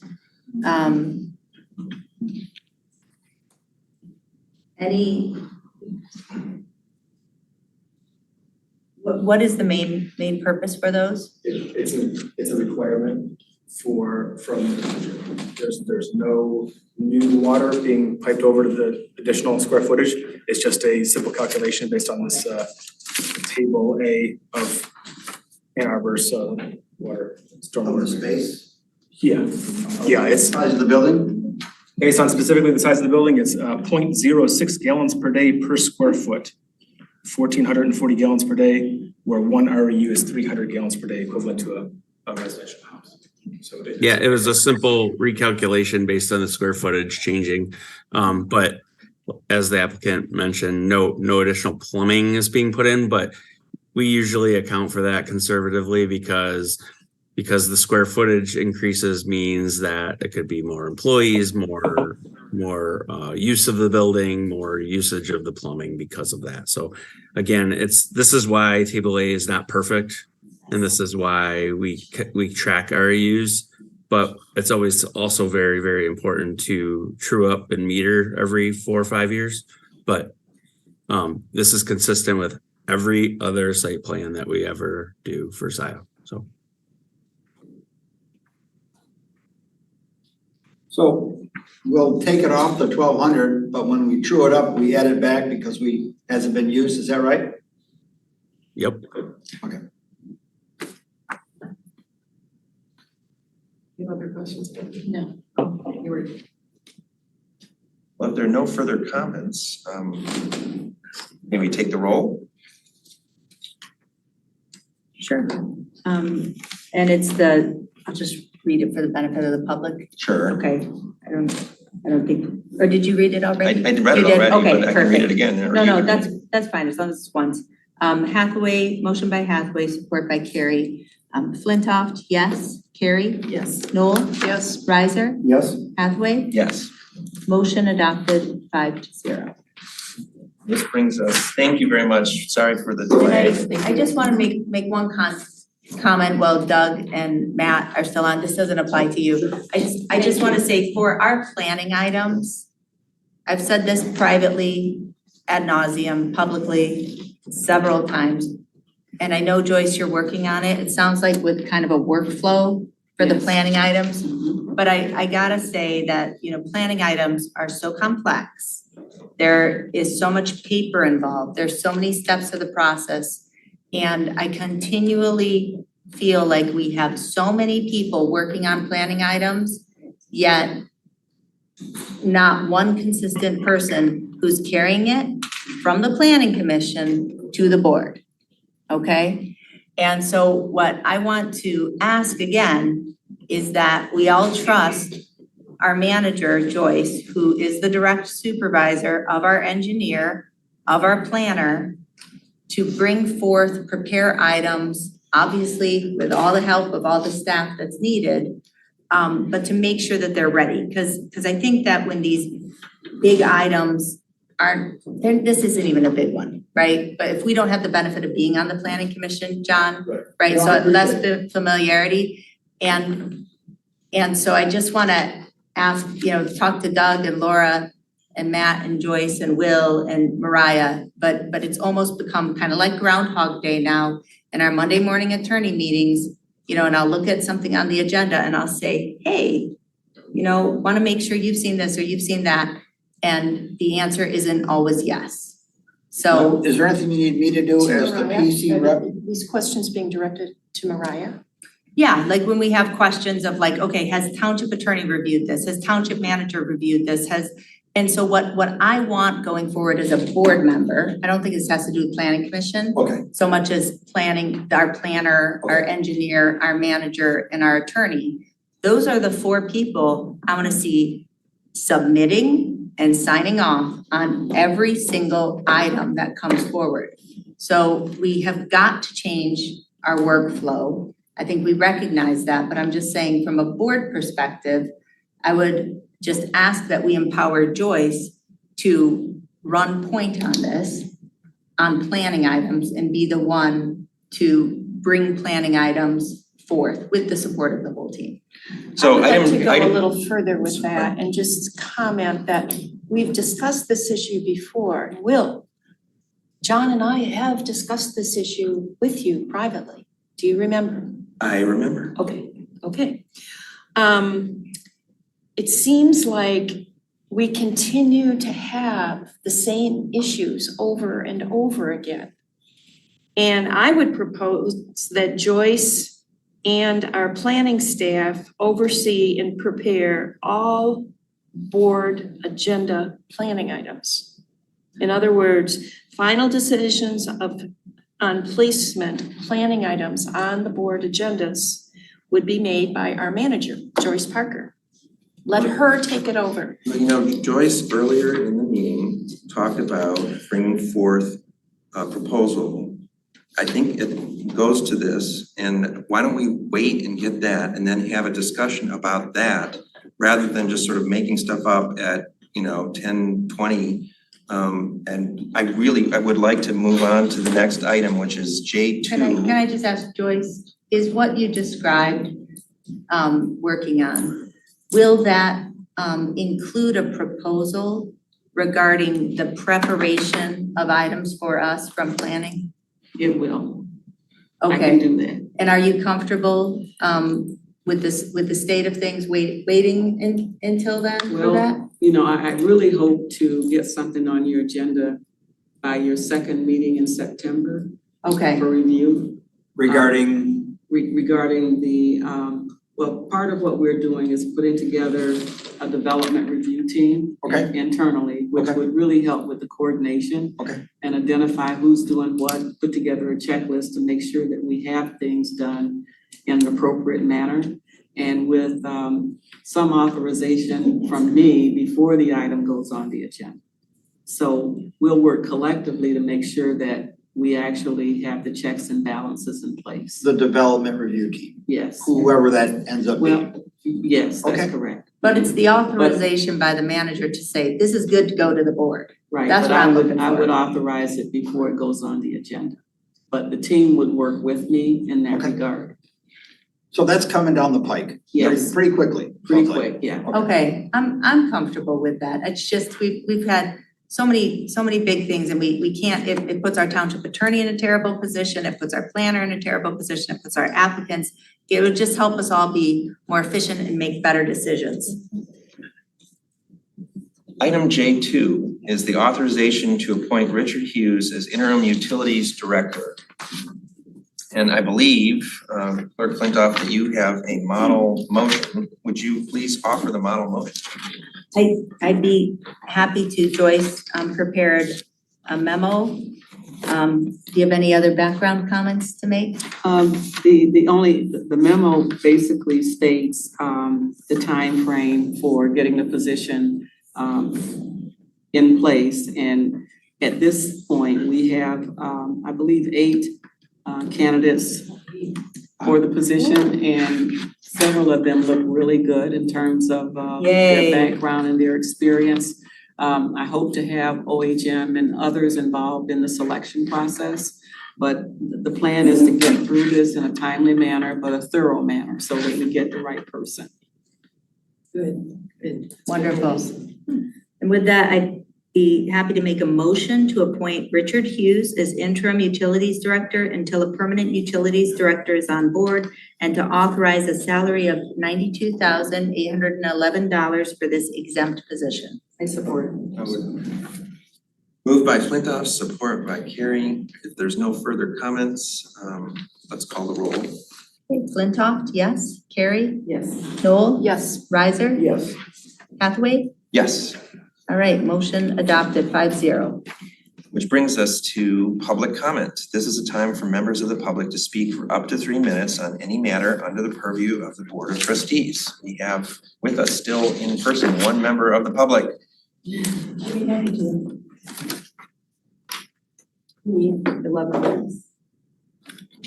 Did you offer a mic? No, 11 minutes. Oh, I thought you said, would you like to use the mic? We only offer 11 minutes at the beginning of the meeting. No, I'm kidding. I don't take that long. I'm gonna do a little presentation, but first I would like to compliment Clerk Flintoff, Trustee Noel, Trustee Carey for doing the people's business. This issue with software, I personally brought it up because I review all of this stuff, the payment of the bills. I personally brought this up as an issue for this board. And I'm sorely disappointed to hear a relatively new trustee question that whole process. I also am the person that did the FOIA request for that because it appeared to me as a taxpayer as not a proper expense and not to have it on someone's personal laptop. And for you to defend that action when it's clear that the facts say the software is not being used. And somebody made a mistake and forgot to cancel it. So I don't think that's a good idea to say, let's pay them anyway. It's taxpayer money. It's taxpayer money. And the whole issue of was this discussed? It was discussed. And apparently it was snuck into the bill payment while the clerk was on vacation. So let's get our facts right when you support somebody that does that kind of action. So I would like to present, what do I need to do, Christy? Zoom screen share. Is she a presenter? Not yet. Okay. Hold on. Thank you. There's 2 of them. Did I get the right one? I think so. Kathleen Grant. Yeah, I know. She's saying there's 2 Kathleen Grants. Oh, that's probably my bad. No. Okay, share screen.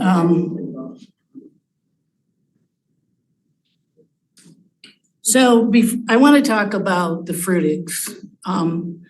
I've seen there's a supervisor's report that talks about a group of people that are investigating that. I am very skeptical of that process. Please pay attention to me, I'll explain the spreadsheet. I'm very skeptical of Doug Luan being involved in that process because to date, he has not attempted to do any enforcement on the regulations of the conditional use. Meaning that in the conditional use, it clearly says that agriculture is the primary method of revenue, and this is secondary. It's not rocket science to do the research and find out that that is so grossly disproportional. And so I do not like the fact that Doug Luan is now involved with the enforcement when for years he hasn't done anything for this part of the conditional use. I would say the same for Mr. Hathaway. I don't trust his procedures. So what I have done is I've compiled data. This is actual data from Misty Farms webpage. This is data from their calendar for the year 2022. I have compiled how many weekend events did they have in each month and how many weekend events plus a day. I've done it for Misty Farms and I've done it for the Valley. Now the source of this information is, and I'll update this is fruitigfarms.com. It's their webpage, and I have all of this documented. I've got screen captures of all of this, which I will provide to you. I would like it. Okay, so how much do they charge per weekend?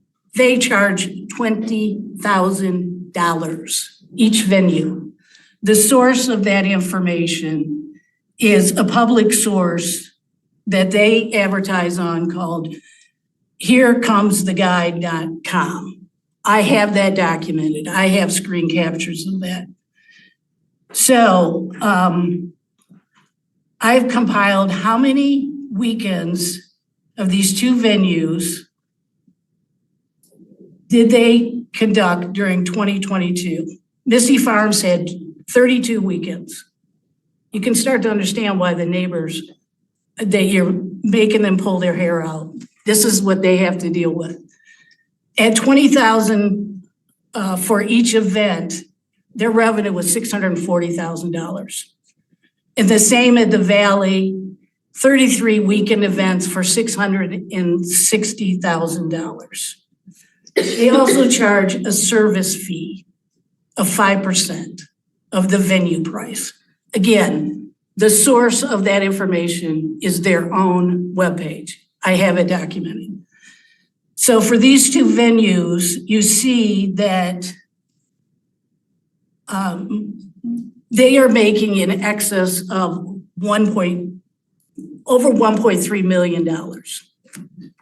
Their agriculture revenue, they have 16 acres for Misty Farms. They have 23 acres for the Valley. You have heard comment that there is no farming being done on Misty Farms. Nobody thinks there's any farming being done at the Valley. You can guess that they have zero revenue. This is empirical evidence. I read in the board package that Kelly Frutig sent you a letter, invited you to come out. I think you should do that. And when you come out and look for the farming. Look to see where they're farming. She doesn't mention that at all in her letter of come and see what we're doing to the community.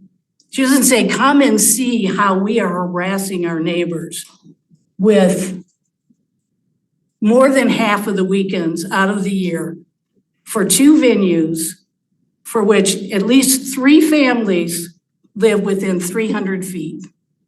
Half of the weekends, they have this going on.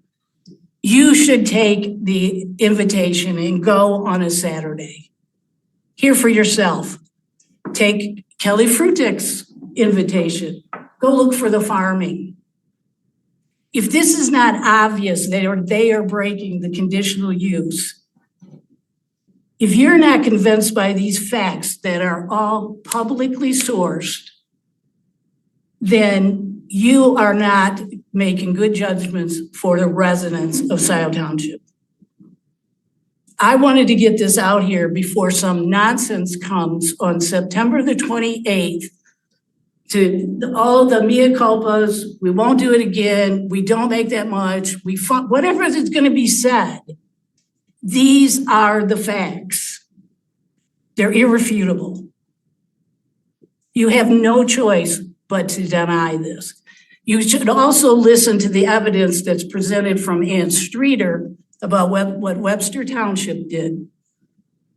And there is case law that farm in Webster Township cannot do wedding events because it's not in the Right to Farm Act. Case law, Circuit Court, Appeals Court, case law. They stopped it. I don't want to hear Doug Luan saying, well, you know, he shouldn't be involved in this at all because he has been derelict and now the township has to take action.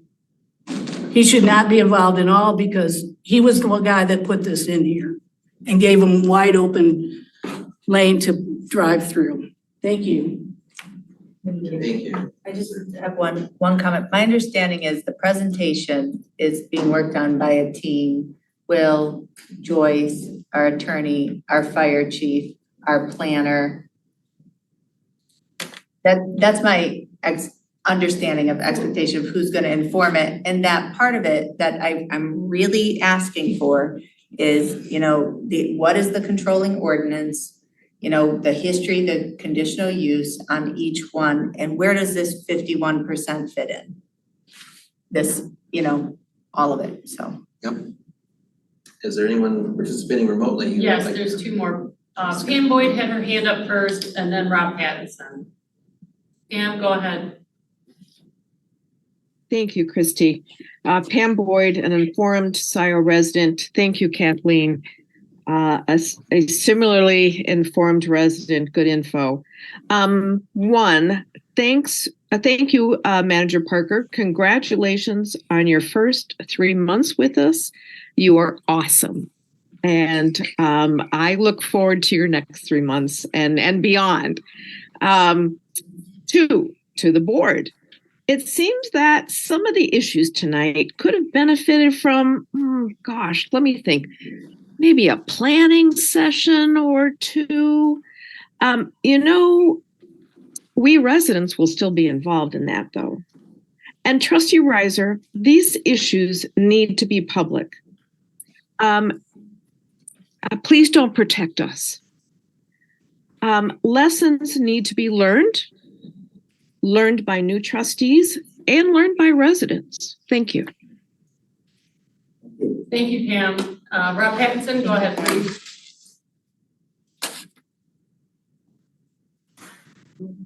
Rob, we can't hear you. Yes.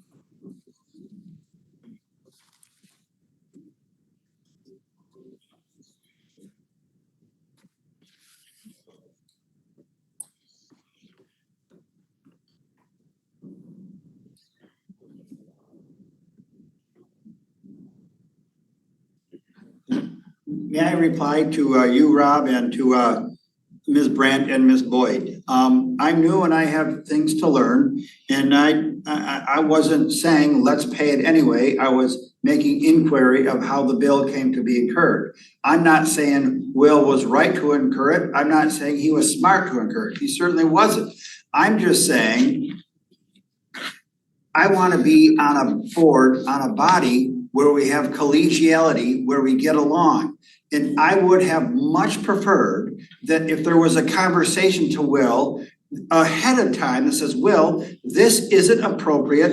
It's a bad look for you. It's a bad look for the township. I think you should withdraw it. I wish that would have happened rather than. You don't know that that didn't happen. You're right. I don't know that it didn't happen, Thank you. but my recollection was that you said that you hadn't talked to him and didn't That was have- just Kathy. Okay. I'm talking about 2 years of conversations. Okay, so I just. My goal, what happened was the right thing. He withdrew it and we didn't spend money on it. But what I don't like is the discord. And I know there has to be discord and I know there has to be confrontation sometimes, but I just don't like being part of a body that has more confrontation, chaos, discord than I think it needs to, than I think it's healthy. And that's just my, can't we all get along in my naivete, and I apologize for that. Can we move on with public comment, please? Is there anyone else? Yes, Pat Stein is next, followed by Jonathan. Go ahead, Pat. Good evening. I want to add congratulations to Manager Parker. You've been there 3 months now. You're doing a great job. You know the members of the board's weaknesses and their strengths. And I think you're doing a good job building on both of those areas. I want to thank you and I wish you a happy future with the board. I want to address John Reiser, Trustee Reiser. Trustee Reiser, I think you need to go back and watch probably the last hour of the video of this meeting. I was present until about 20 minutes ago. Fortunately, I got home just in time to hear Kathleen Brandt's excellent report. But Trustee Reiser, I want you to watch your own behavior, because if you really don't care for the conflict and the confrontation, I think you ought to see how you responded. You were actually reprimanding members of the board, female members of the board at that, for the way they handled Will Hathaway's totally fiscally irresponsible behavior. And I want to know too, when is Will Hathaway, our supervisor, who's already bilked us out of $1,800, actually $2,000. When is he going to pay that back? I mean, when I have a credit card bill due, I pay it. I don't go to other people to pay it because I'm immature in my financial responsibilities. Anyway, that's all I have to say. Good night. Good meeting. Take care. Thank you, Pat. Jonathan, go ahead, please. Yeah, well, what I wanted to say is now it's going to sound like piling on. So, hey, John, I'll give you a call. I kind of see where people are coming from here. Go pile on But- privately. No, But I the mean, way you look, like it, John, privately. More polite.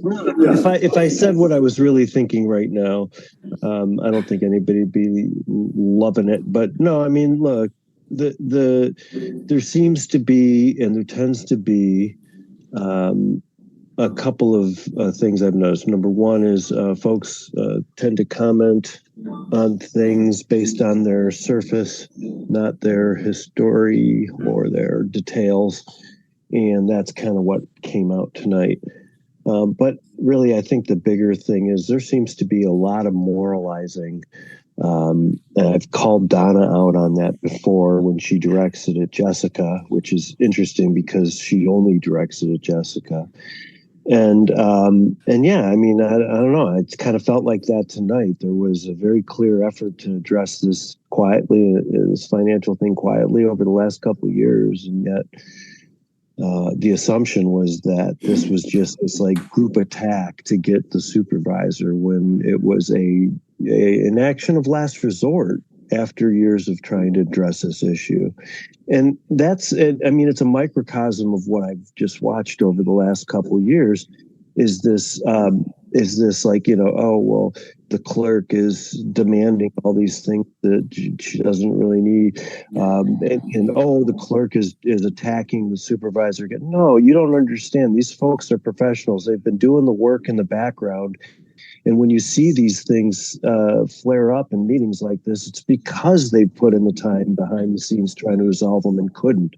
This is a stage of last resort for them. And I just think you should all give each other the benefit of the doubt when it comes to that. Anyhow, that's all. Thanks. Anyone else? Thank you, Jonathan. Thank you, Jonathan. Anyone Spot else want on. to speak? I see no hands raised.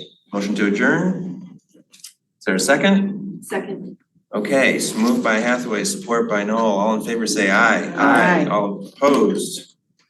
We are adjourned. 10:46.